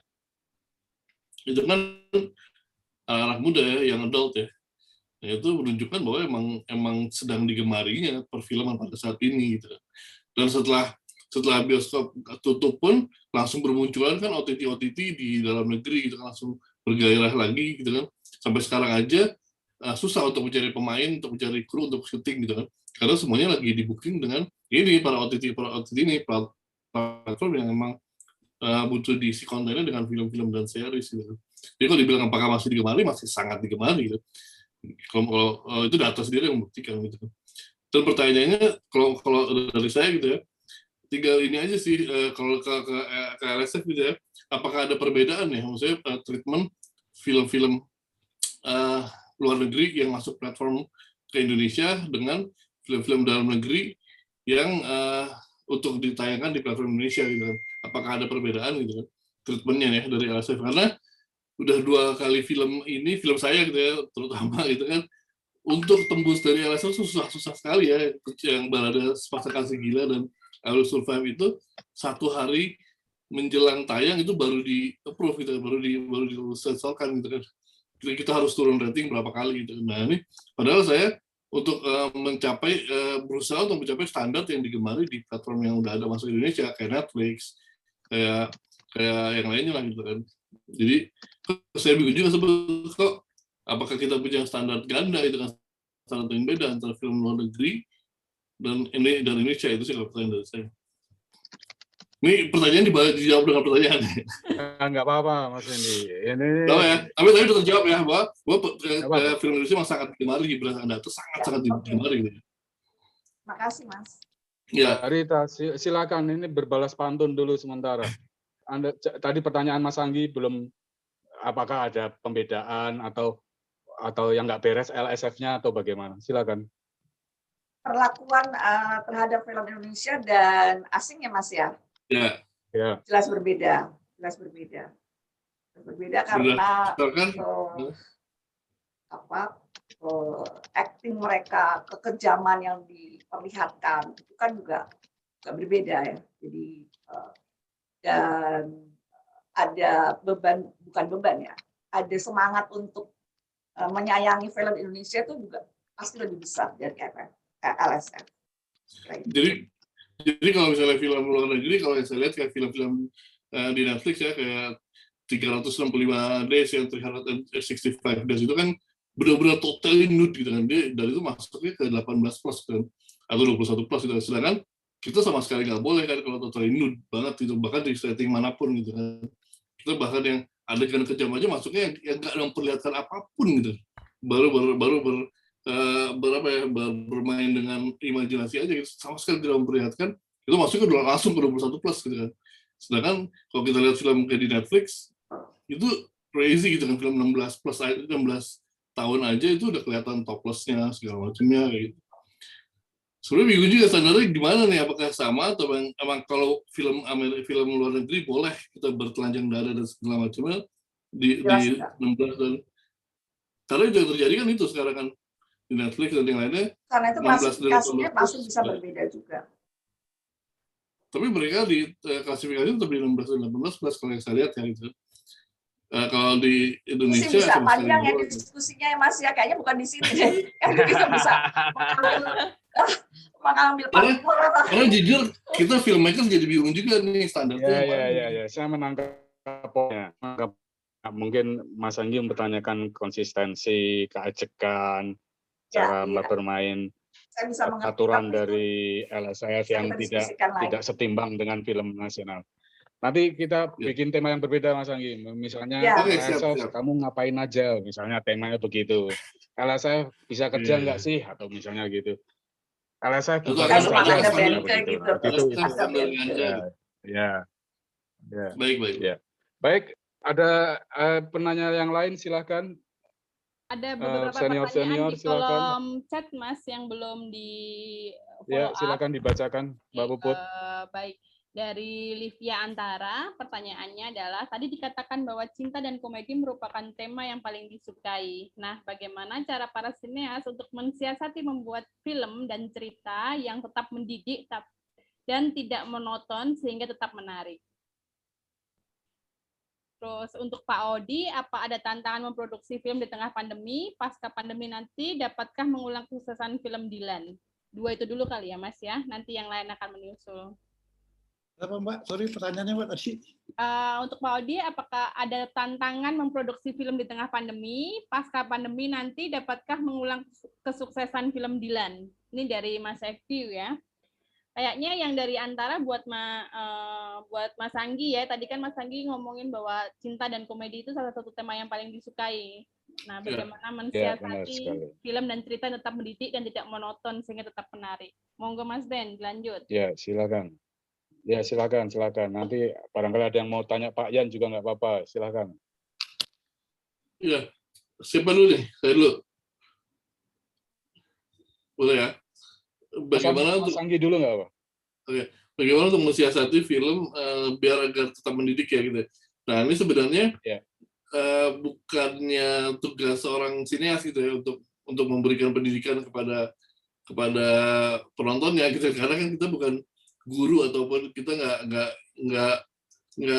bukannya terhubung dengan departemen pendidikan juga gitu kan. Kita kan pekerja lepas yang emang bekerja untuk membuat film yang bercerita dan bisa menghibur gitu kan. Tapi banyak juga yang emang kita concern terhadap kecerdasan bangsa, kecerdasan anak bangsa, minimal kita tidak membodohi penonton kita seperti itulah. Tapi yang kita lakukan adalah kalau gini, karena pada dasarnya penonton kita itu pada nggak suka digurui gitu. Mereka tuh nggak suka dikasih tahu what to do gitu kan. Mereka penonton kalau datang ke bioskop pengennya terhibur, ketawa-ketawa, terasa wah penuh cinta apa segala macam, pulang bahagia gitu kan. Tapi ada juga bang sinetron yang mempunyai misi, yaitu tadi kan memberikan wawasan, memberikan sudut pandang baru, memberikan sesuatu untuk direnungi untuk para penontonnya gitu. Dan itu dimasukkan ke dalam skenario. Jadi emang mensiasatinya membuat skenario yang bagus, mempunyai value yang bagus terhadap kehidupan ya, terutama kehidupan keluarga, sosial dan bermasyarakat gitu ya. Bagaimana kita harus menyikapi hidup ini bersama dengan yang lain yang coexist gitu kan. Itu sih paling kan, kalau misalnya memang mau ada pendidikannya ya mungkin lebih ke segmented lagi gitu kan, kalau misalnya ke agama, dan jadi banyak juga film-film religi atau film percintaan dengan khasanah religius gitu. Itu salah satu mensiasatinya juga sih gitu. Jadi tidak dengan digurui, tapi kalau bisa dimasukkan dalam cerita dengan value yang memang nyambung terhadap cerita tersebut. Itu sih yang seharusnya terjadi dan enak biar bisa menghibur dan juga memberikan perenungan. Ya, benar sekali. Apa yang dikatakan Mas Anggi itu udah banyak para sinias juga mengatakan film seolah dibebani oleh pesan-pesan adiluhung sehingga harus menjadi sesuatu yang enlightenment, Aufklärung, mencerahkan dan seterusnya. Berat sekali, padahal kan tidak seharusnya itu juga kan. Bahwa ada misi kebaikan, ya syukur. Bahwa bisa menghibur itu lebih luar biasa. Jadi emang sudut pandang publik kadang memang tidak lurus mana yang diharapkan membuat film. Silakan Mas Odi, pertanyaan tadi. Ya. Mas Odi. Ya, Mas. Ya, pertanyaan tadi silakan. Yo, halo. Ya, dengar. Ya menghadapi tantangan di pandemi memang pada pandemi ini memang agak sulit sih Mas, jujur aja. Kita juga lagi bikin kemarin baru selesai OTT kita, syuting di Bali. Ternyata PPKM itu jujur sangat benar membatasi gitu loh Mas. Jadi kita terganggu banget sampai kita syuting mundur sampai 14 hari karena satu, PPKM dan tempat dibatasi. Kedua, waktu syuting juga cuman sampai jam 8 malam gitu, Mas.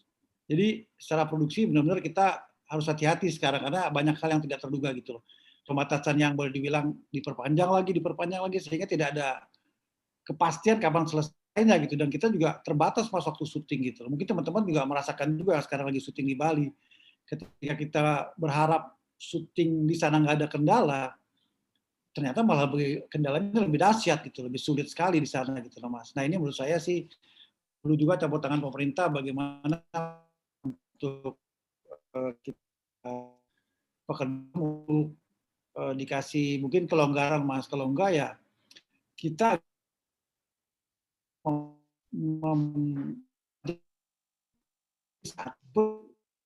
dan tetap malah budget kita malah meledak gitu Mas, malah tambah gitu. Nah ini, tapi kan kita tetap harus jalan dan kita harus tetap berproduksi sehingga juga kita bisa survive gitu sih Mas. Nah itulah, tolong nanti coba mungkin dibahas ke depannya mungkin dengan Mendikbud atau gimana beri kelonggaran kita kepada insan film untuk bisa syuting sampai mungkin jam 12 gitu, jam 8 malam ya jujur kita nggak kekejar gitu. Kalau untuk durasi segitu kita bisa double cost-nya gitu loh Mas Benny. Kedua, persiapan saya ke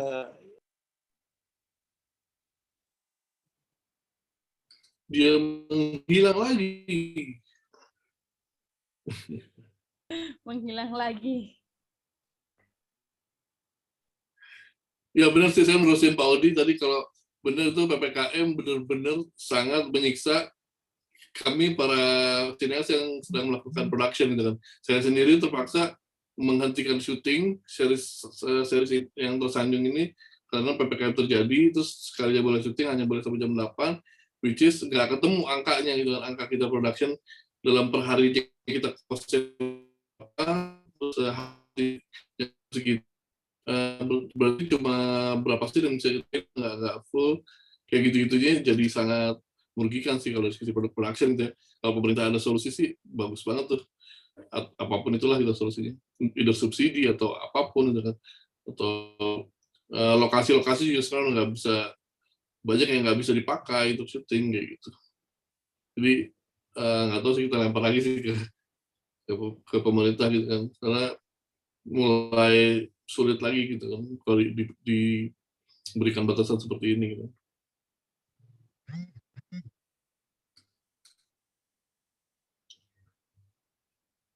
Oke. Mas Kalau Ben, ada kalau kita ada lanjut ke hibah. pertanyaan yang lain dulu atau gimana nih? Oke, Mas Anggi, sebelum ke pertanyaan lain, kalau misalnya ada hibah dari negara, itu akan sangat membantu sekali ya Mas Anggi ya? Oh sangat membantu sekali kalau hibah produk ya, hibah produksi. Jadi karena kan ini jam yang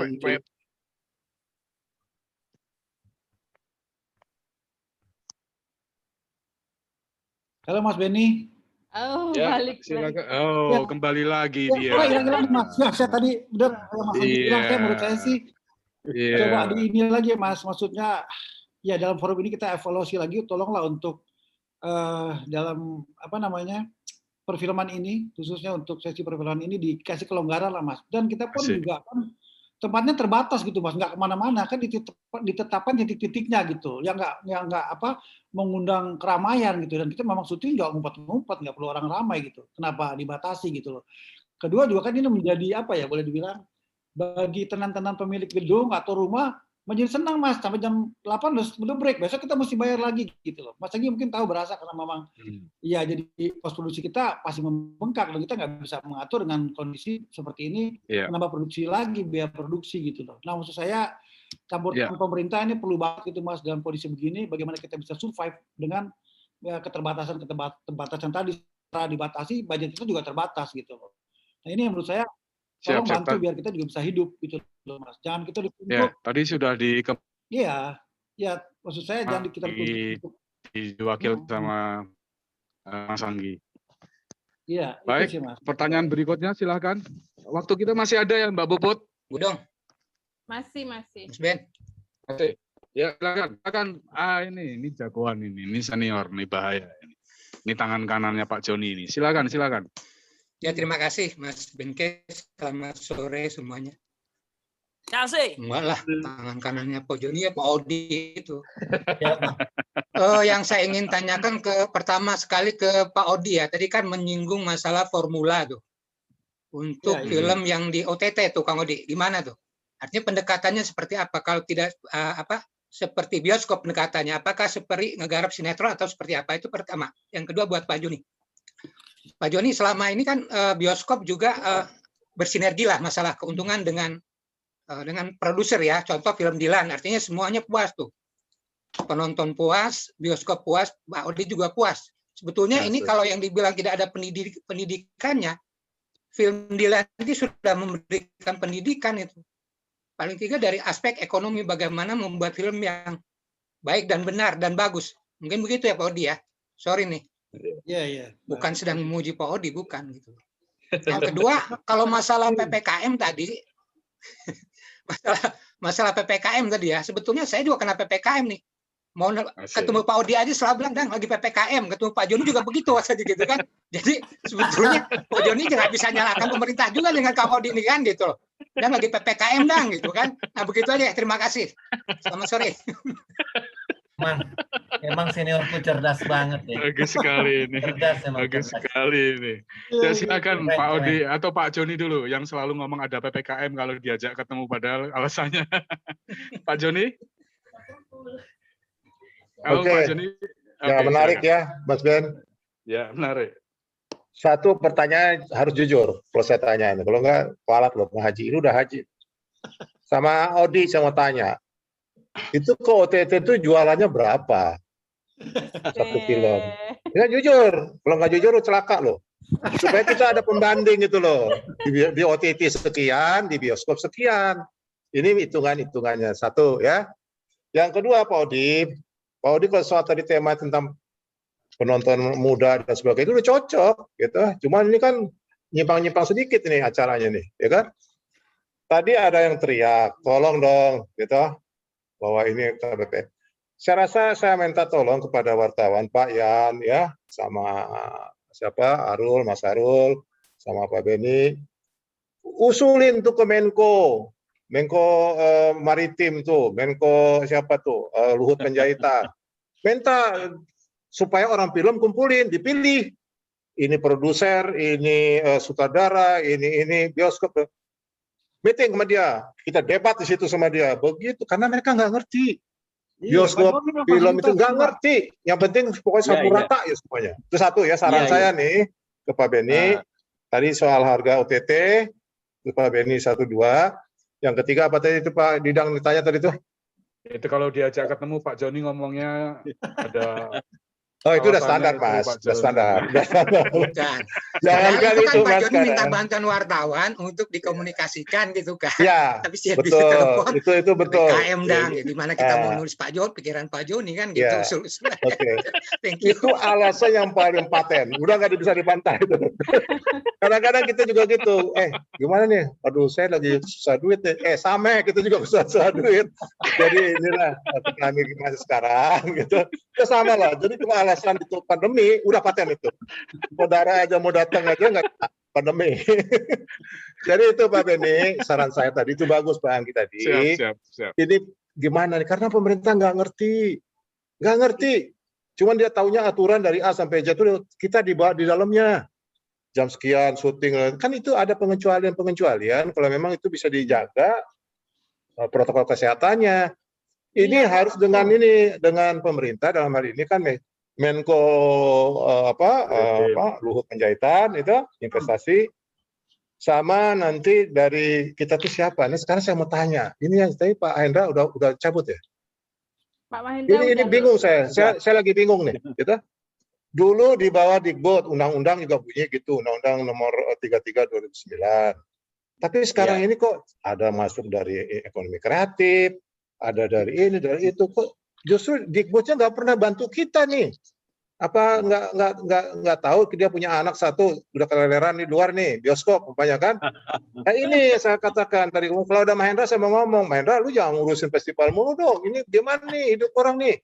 Itu ada 15.000 karyawan kita juga udah menggap-menggap nih. Nah, tapi nggak ada perhatian gitu loh. Ini saya sesalkan ini. Gitu. Saya rasa Mahendra tahu lah. Saya juga pernah tegur kok. Boleh izin menanggapi Pak Joni? Silakan Pak Edi. Terima kasih Pak Joni. Saya dari kebetulan Pak stafnya Pak Mahendra. Dan kami itu dari tahun 2020 akhir itu setelah FPP kalau nggak salah itu banyak memutar film Pak di bioskop Pak, walaupun COVID Pak. Itu kami yang dukung itu untuk memblok seat. Pak Mas Arul tahu itu persis. Di beberapa daerah memblok seat untuk menonton bioskop walaupun COVID. Ya Pak, gini Pak. Ini mohon Pak Joni diketahui ya. Pak, saya bicara dulu Pak. Ya, saya jawab.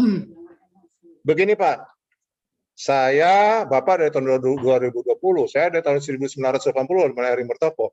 Maksud saya bukan itu.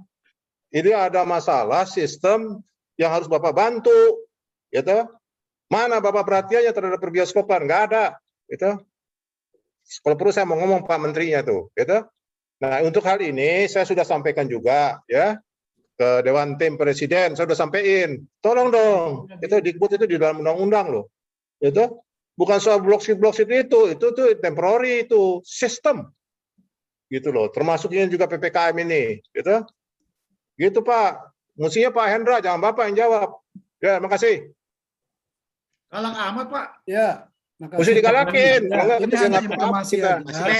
Kami hanya informasi. Tanggapannya Mas Ben. Selamat siang, Bapak Ibu.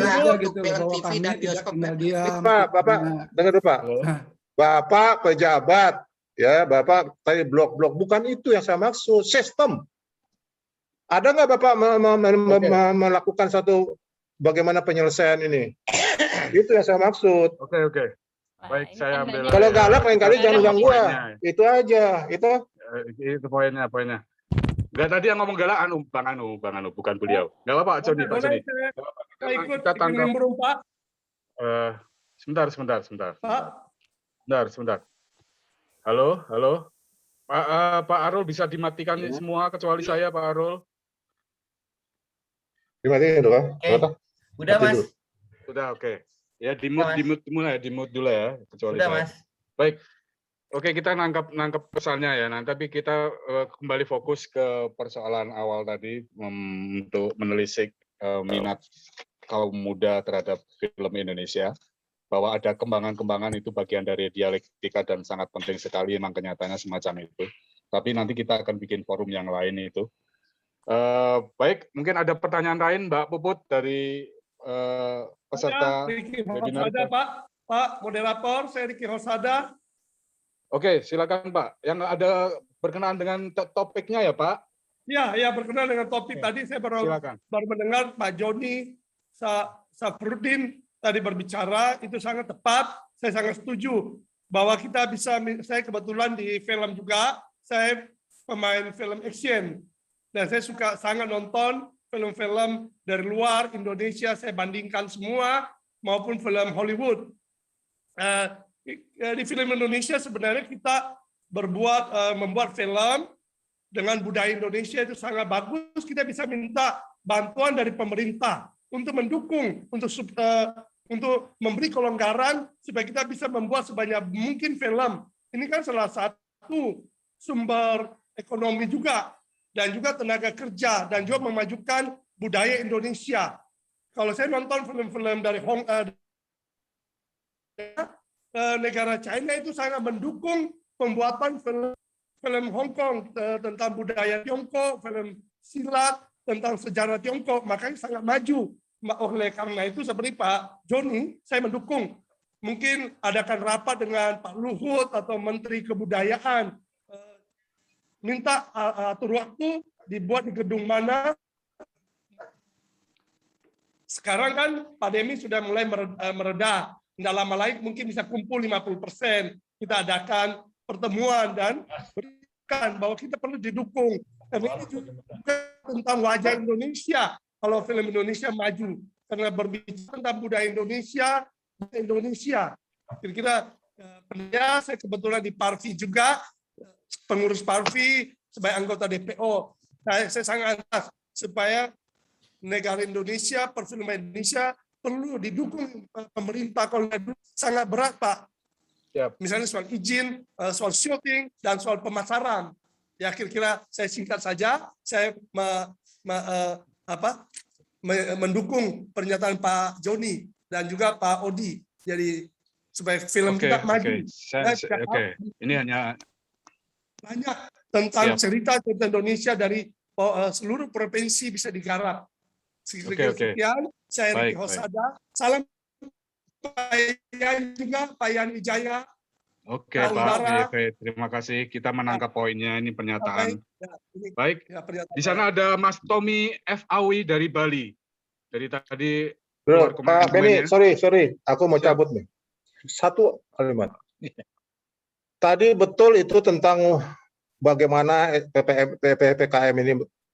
Saya akan hubungi dengan Pak Luhut Panjaitan. Ya, nanti, tapi wartawan menjadi mediator, saya nggak mau yang lain. Saya bicara kebetulan saya satu angkatan sama beliau di SMP dulu dan di aktivis 66, gitu. Luhut Panjaitan. Oke. Nanti saya ngomong sama beliau, tolong siapa yang mau dikirim nanti supaya dikelirkan ini orang film ini, gitu, untuk mengatasi PPKM ini gimana, biar orang syuting gampang dan sebagainya. Jangan sama ratain dengan pasar dan sebagainya, itu satu. Yang kedua tadi, ini mungkin salah pengertian tuh. Siapa tuh yang orangnya? Pak siapa namanya itu? Edi apa siapa tuh tadi tuh? Yang dari orangnya Hendra. Dia salah ngerti. Bukan itu saya maksud itu temporary begitu. Bukan. Sistem. Kita ini udah kehilangan bapak, jujur aja. Masa parekraf yang ngurusin kita, itu dia kasih baik malah dia marah, itu nggak apa-apa. Saya akan laporkan ini semuanya ke Menko, itu ke Presiden. Saya akan laporkan. Jadi hari Selasa saya punya ini catatan yang saya kirim ke Presiden melalui Dewan Pertimbangan Presiden. Okay? Ini nggak main-main gitu loh. Itu selama ini kita sabar, diam. Tuh. Biar Pak Odi produksinya banyak dan dikasih ruang gitu, nah itu bagaimana peraturannya dan sebagainya gitu. Jadi mohon maaf ya, saya memang bahasa saya memang dari dulu gini ya. Pak Beni, aku permisi dulu ya semuanya. Terima kasih. Silakan. Pak Odi. Ya, Pak Odi keren itu. Pak Yan, Adida, semuanya mantap ya. Maju terus, pantang mundur. Assalamualaikum warahmatullahi wabarakatuh. Mas Tommy Afawi masih ada di situ, Mas Tommy. Halo Mas Tommy. Halo. Silakan Mas Tommy. Oh ya, terima kasih Menke. Ya. Salam dari Bali. Salam dari Bali. Sehat terus. Silakan Mas Tommy. Beri insight. Dan teman-teman yang lain.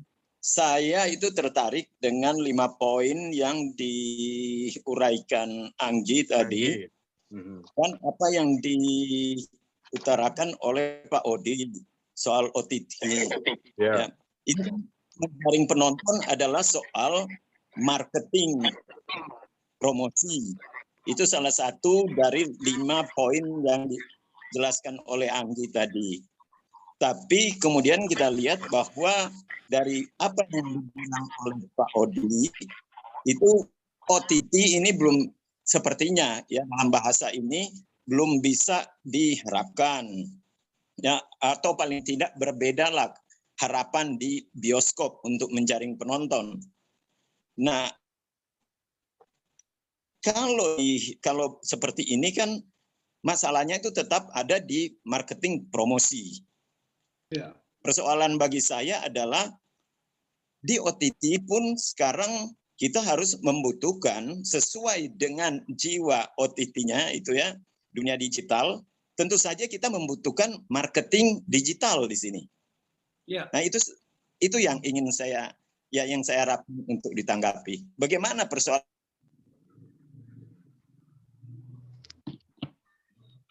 Ya, oke. Kita menangkap poinnya luar biasa sekali, Dr. Tommy Awi. Kita membutuhkan marketing digital. Halo? Ya. Halo. Bisa langsung ditanggapi dua pembicara utama, Pak Yan juga bisa menanggapi tentang marketing digital nih. Sebenarnya belanja iklannya seberapa besar atau sama saja, atau bagaimana bisa disisiasati seekonomis mungkin. Bang Odi sama Mas Anggi Umbara, silahkan. Siapa duluan, silahkan. Mas Anggi dulu lah. Mas Anggi, silahkan Mas Anggi. Iya, kalau marketing digital sih emang sudah dilakukan udah lama ya. Dari film-film yang dari bioskop juga kita udah melakukan digital marketing gitu kan. Tapi tidak semua studio atau PH mempunyai tim digital marketing gitu kan. Paling hanya beberapa saja gitu kan. Biasanya yang Big Five atau Big Six studio aja di Indonesia gitu kan. Kalau selebihnya masih memakai vendor biasanya. Vendor dari agensi gitu, agensi digital marketing gitu kan. Nah, ini juga yang dipakai oleh para platform digital yang masuk ke sini gitu. Jadi mereka lebih prefer bekerja sama dengan studio yang sudah mempunyai tim digital marketingnya gitu kan. Itu emang udah dipakai gitu kan. Dan yang menjadi masalah adalah film-film yang tayang ini kita nggak tahu angkanya berapa. Nah, itu kan yang menjadi permasalahan para produser untuk mengkalkulasi harus modal berapa, terus untungnya mereka bisa dapat berapa, kayak gitu kan. Terus kita juga tahu film ini disukai apa enggak, kayak gitu. Ya, yang tahu adalah digital platform. Kita, para pembuatnya, kita nggak pernah tahu angka sebenarnya berapa. Kecuali yang dibuat adalah pay-per-view, sistem pay-per-view, dan itu belum common di Indonesia. Dan baru, setahu saya baru 2 yang menjalankan sistem pay-per-view. Itu bioskop online dan Mola TV. Jadi dia bayar untuk 1 kali nonton saja. Nah, itu kalau gitu kan ketahuan tuh angkanya berapa dan bisa dipublish gitu kan. Nah, kalau sistem pay-per-view ini bisa berjalan nih di semua platform, film Indonesia bisa bangkit lagi lewat digital gitu ya. Gitu. Itu sih yang saya tahu ya, so far. Mungkin Pak Odi. Oke, silakan Pak Odi. Iya sama sih Mas, memang kalau pelaku sekarang industri ini yang main di OTT ya memang semua juga marketing digital gitu lah Mas. Bukan dari kita juga, maksudnya dari OTT sendiri juga memang mengerjakan itu gitu. Dari sana mereka udah siapkan mesti bagaimana, seperti apa itu udah ada planningnya semua Mas di marketing digitalnya. Jadi memang sekarang lebih efektif sih ya ketimbang kita masang yang kayak lain gitu. Berjalan itu memang lebih digital, lebih mumpuni sekarang gitu loh Mas. Jadi semua marketing itu kembali kepada kita dan kita sendiri ya khususnya, dan juga dari pihak tim seperti apa gitu Mas. Biasanya kita planning dulu, sama-sama planning seperti apa gitu. Itu sih Mas. Intinya sama lah, sama seperti itulah kalau digital. Ya. Oke. Pak Yan mau menambahi Pak Yan? Pak Yan silakan menambahi Pak Yan. Ya, kalau kita bicara soal OTT ya, yang saya tahu sekarang banyak sekali orang berlomba-lomba membuat film atau web series ya, dengan tentu saja budget semurah mungkin, karena OTT itu tidak mungkin membeli film dengan harga sangat tinggi, itu nggak mungkin. Kalau mereka tahu sebuah film sejujurnya dibuat dengan sebutlah biaya 2M, maka mereka akan membeli dengan harga 2M dilebihin sedikit. Ya enggak. Oleh sebab itu, belakangan saya lihat banyak sekali film yang tayang di OTT ini, bukan semua ya, tapi ada beberapa yang kualitasnya itu sama seperti FTV sebetulnya. Jadi kalau FTV memang bisa dibuat dengan biaya hanya beberapa ratus juta aja, dan itu bisa dijual murah. Itu yang saya lihat berlomba-lomba masuk ke OTT atau web series. Yang sekarang sedang menjadi kegemaran adalah web series ya, yang dibuat sampai 6, 7, 8 episode dengan rata-rata 30 menit, 40 menit, 45 menit ya, itu sebetulnya biayanya bisa ditekan sangat-sangat murah, hanya ratusan juta saja. Ya, enggak. Itu yang saya lihat dari OTT, karena OTT tidak mungkin membeli film dengan sekian kali lipat dari budget produksi. Begitu.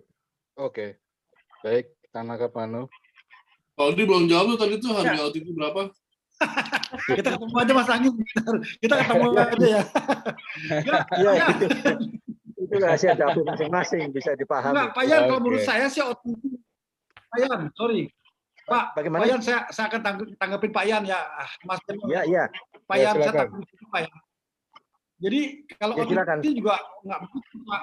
Jadi gini Pak, kalau saya dibilang seperti FTV agak keberatan juga saya gitu loh. Kenapa? Saya bilang bukan semua ya, pun akan ada menilai, beberapa jujur. dari skenario. Iya, jadi gini Pak Yan, dari skenario dia bisa lihat film ini akan kasarnya ya dari bintang, dari set segala macam akan memakan biaya berapa gitu loh. Nah itu ada pertimbangan. Mereka juga menjaga kualitas gitu Pak. Jadi kualitas dijaga, memang harus layar lebar gitu loh Pak. Itu yang dijaga sekarang. Ini bukan FTV, mungkin Bapak di platform lain yang ada juga seperti itu. Bikin yang tanpa bintang itu boleh Pak. Dengan pemain baru dan mungkin ada revenue sharing itu ada. Tapi kalau di platform-platform tertentu nggak mau Pak dengan membuat film yang boleh bilang ecek-ecek tadi Pak. Bayang bilang kelasnya kayak FTV gitu. Nggak mau dia. Mereka karena lihat dari desain produksi kita seperti apa, dia lihat juga set bagaimana, biaya akan tahu Pak dia sampai berapa. Ditambah bintang-bintang yang nomor 1 lagi. Itu jadi bukan kayak FTV gitu. Itu lebih ke bioskop sebenarnya Pak. Tinggal di-grading kasih ke apa namanya materi bioskop udah bisa ditayang gitu. Itu sih Pak. Ya, saya percaya kalau produksi Max Pictures dari Odi mungkin jauh lebih baik daripada beberapa yang dibuat oleh yang lain ya. Saya percaya kalau buatan Pak Odi itu minimal 3M ke atas. Itu biaya standar bioskop Pak. Bagaimana? Nah, maksudnya OTT itu memang ada kelasnya Pak. Saya juga pernah tawarkan, jadi ada beberapa platform yang memang punya harga tinggi tapi kualitas bagus. Punya harga yang medium juga lumayan. Tapi di bawah pun juga. Main di mana gitu loh Pak. Jadi memang beda. Masing-masing platform tuh memang beda gitu. Nggak bisa apa. Mungkin ada kelas FTV ya. Platformnya mungkin ya sekelas itu gitu loh Pak. Ya biar agak pembedaan Mas Pak Yan. Dalam berarti kata memang beda setiap OTT gitu. Ya. Makasih Pak. Oke. Iya paham. Jelas ya? Paham ya? Jelas. Bisa nggak? Ini hanya masalah pemahaman. Ya. Mbak Puput, apakah kita masih ada waktu, Mbak Puput? Izin Pak Beni, kalau bisa sedikit. Ya, sebentar saya tanya Mbak Puput dulu. Ada waktu, Mbak Puput? Ya, kita masih ada agenda untuk foto bersama, tapi waktunya yang tersisa tinggal 10 menit ke depan. Cukup sih. Ya. Cukup Mungkin ya. satu kali Silakan, penanya lagi mungkin Mas Ben. Ya, Izin, penanya kalau terakhir bisa. tadi. Silakan. Ya, silakan. Ya, saya Jerry Wong nih, salah satu juri di Ya, FFI. silakan. Ya.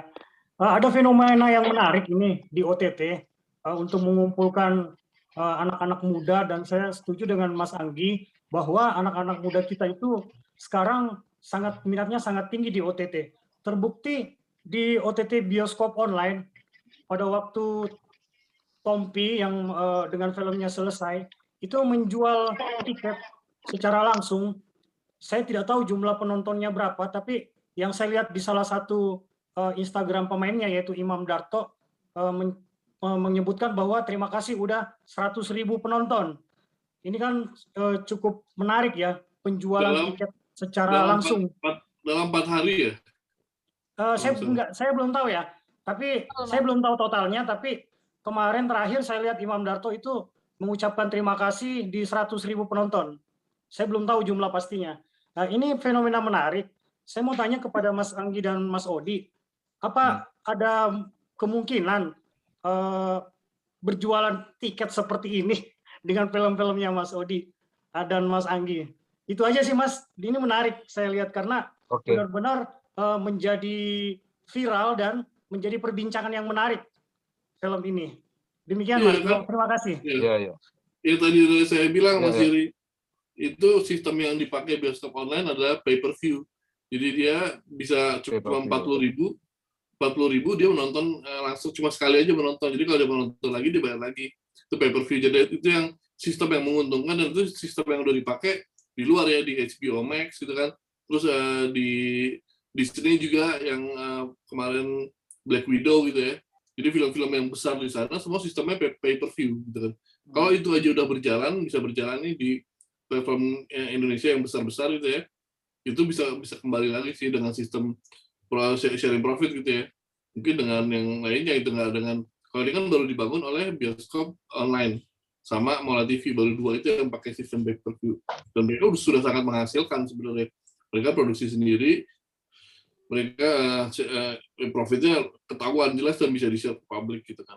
Kalau semuanya bisa pakai sistem ini, mungkin kita ya itu tadi para produser bisa berani mengeluarkan uang untuk produk-produknya gitu kan, yang diyakinkan akan meledak gitu kan, dengan sistem tadi di platform yang lainnya gitu kan. Mungkin di yang lainnya lah, di Disney bukan. Jadi kalau sekarang kan semuanya masih berdasarkan subscriber base gitu kan, dia bayar jadi pelanggan gitu kan.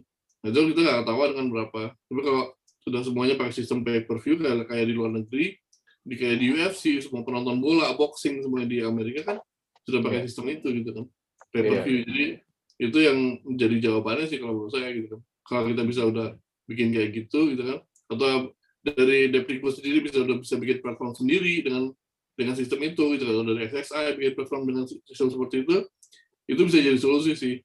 Permasalahan itu akan muncul, yaitu bajakan. Semakin cepat digital, semakin cepat bajakan juga akan muncul juga. Itu yang terjadi di luar sih gitu. Karena kalau sudah digital itu gampang sekali dibajak. Itu jadi masalah juga sih gitu. Itu aja. Kalau pemerintah bisa menanggulangi bajakan, kita mudah-mudahan sih terang sih ke depannya gitu. Iya. Oke. Terima kasih Mas Anggi. Ada tambahan dari Bang Odi? Ya, saya rasa sama. Ya, sama ya? sih Mas Anggi ya. Memang seperti itu gitu. Cuman memang masalahnya saya sih belum main ke sana gitu loh. Sekarang lebih kepada ya boleh dibilang jual putus atau dengan lisensi aja gitu. Iya. Kita belum main ke pay per view Mas, gitu Mas. Thank you Mas. Oke. Siap. Oke, luar biasa sekali ya. Tadi sempat ada sedikit ketegangan di tengah, itu bagian dari dinamika, tidak masalah apa-apa. Saya pikir waktunya sudah selesai ya. Ya, Mbak kita Puput foto ya. dulu sebelum Oke, baik. Sebelum ditutup. difoto, saya Mohon akan kamera ucapkan semua dibuka dulu. saya sebelumnya ucapkan terima kasih yang sangat besar sekali dari Panitia Festival Film Wartawan Indonesia 11 2001 kepada pembicara Mas Anggi Umbara. Terima kasih sekali Mas Anggi Umbara, Mas Odi Mulya Hidayat, dan Pak Yan Wijaya setelah mendukung acara ini. Kawan-kawan semuanya, Mas Tommy, Pak Edi Suwardi, terima kasih banyak Pak Edi Suwardi, bersetia terus. Pak Joni sudah live mungkin, Mas Adi mungkin masih ada di sana, dan kawan-kawan semua, terima kasih. Panitia FFBI mengucapkan terima kasih sebesar-besarnya, sekaligus mohon maaf jika ada kendala-kendala teknis yang mengganggu selama acara ini berlangsung. Akan ada beberapa seri berikutnya, dua kali lagi insya Allah. Semoga kawan-kawan sudah bergabung lagi. Silakan Mbak Puput untuk foto bersama. Baik, mohon semua kamera dibuka. Nanti admin akan memfoto 3 kali. Oke, kita akan mulai pengambilan foto. Silakan melihat ke kamera. Saya akan ambil ke raja pertama. Oke. 1, 2, 3.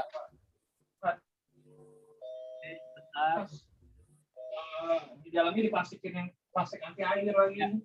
Saya akan pindah ke slide kedua. Ya, saya akan ambil. 1, 2, 3.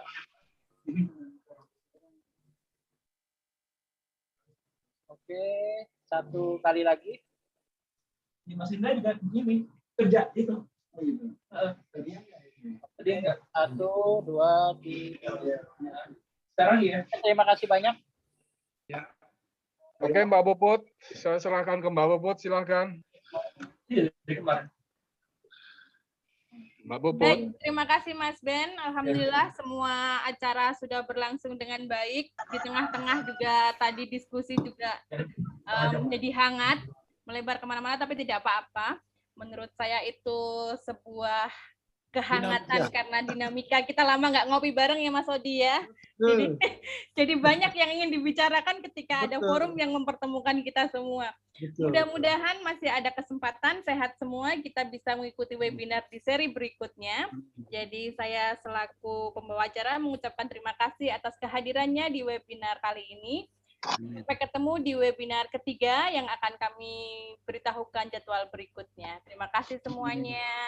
Assalamualaikum warahmatullahi wabarakatuh. Waalaikumsalam. Terima kasih Mas Anggi. Terima kasih, Terima kasih Mas Anggi.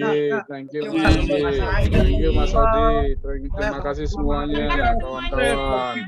Terima kasih Om Hilmi, Faik. Thank you. Thank you. Ada Mas Fauzan Rizal juga. Terima kasih.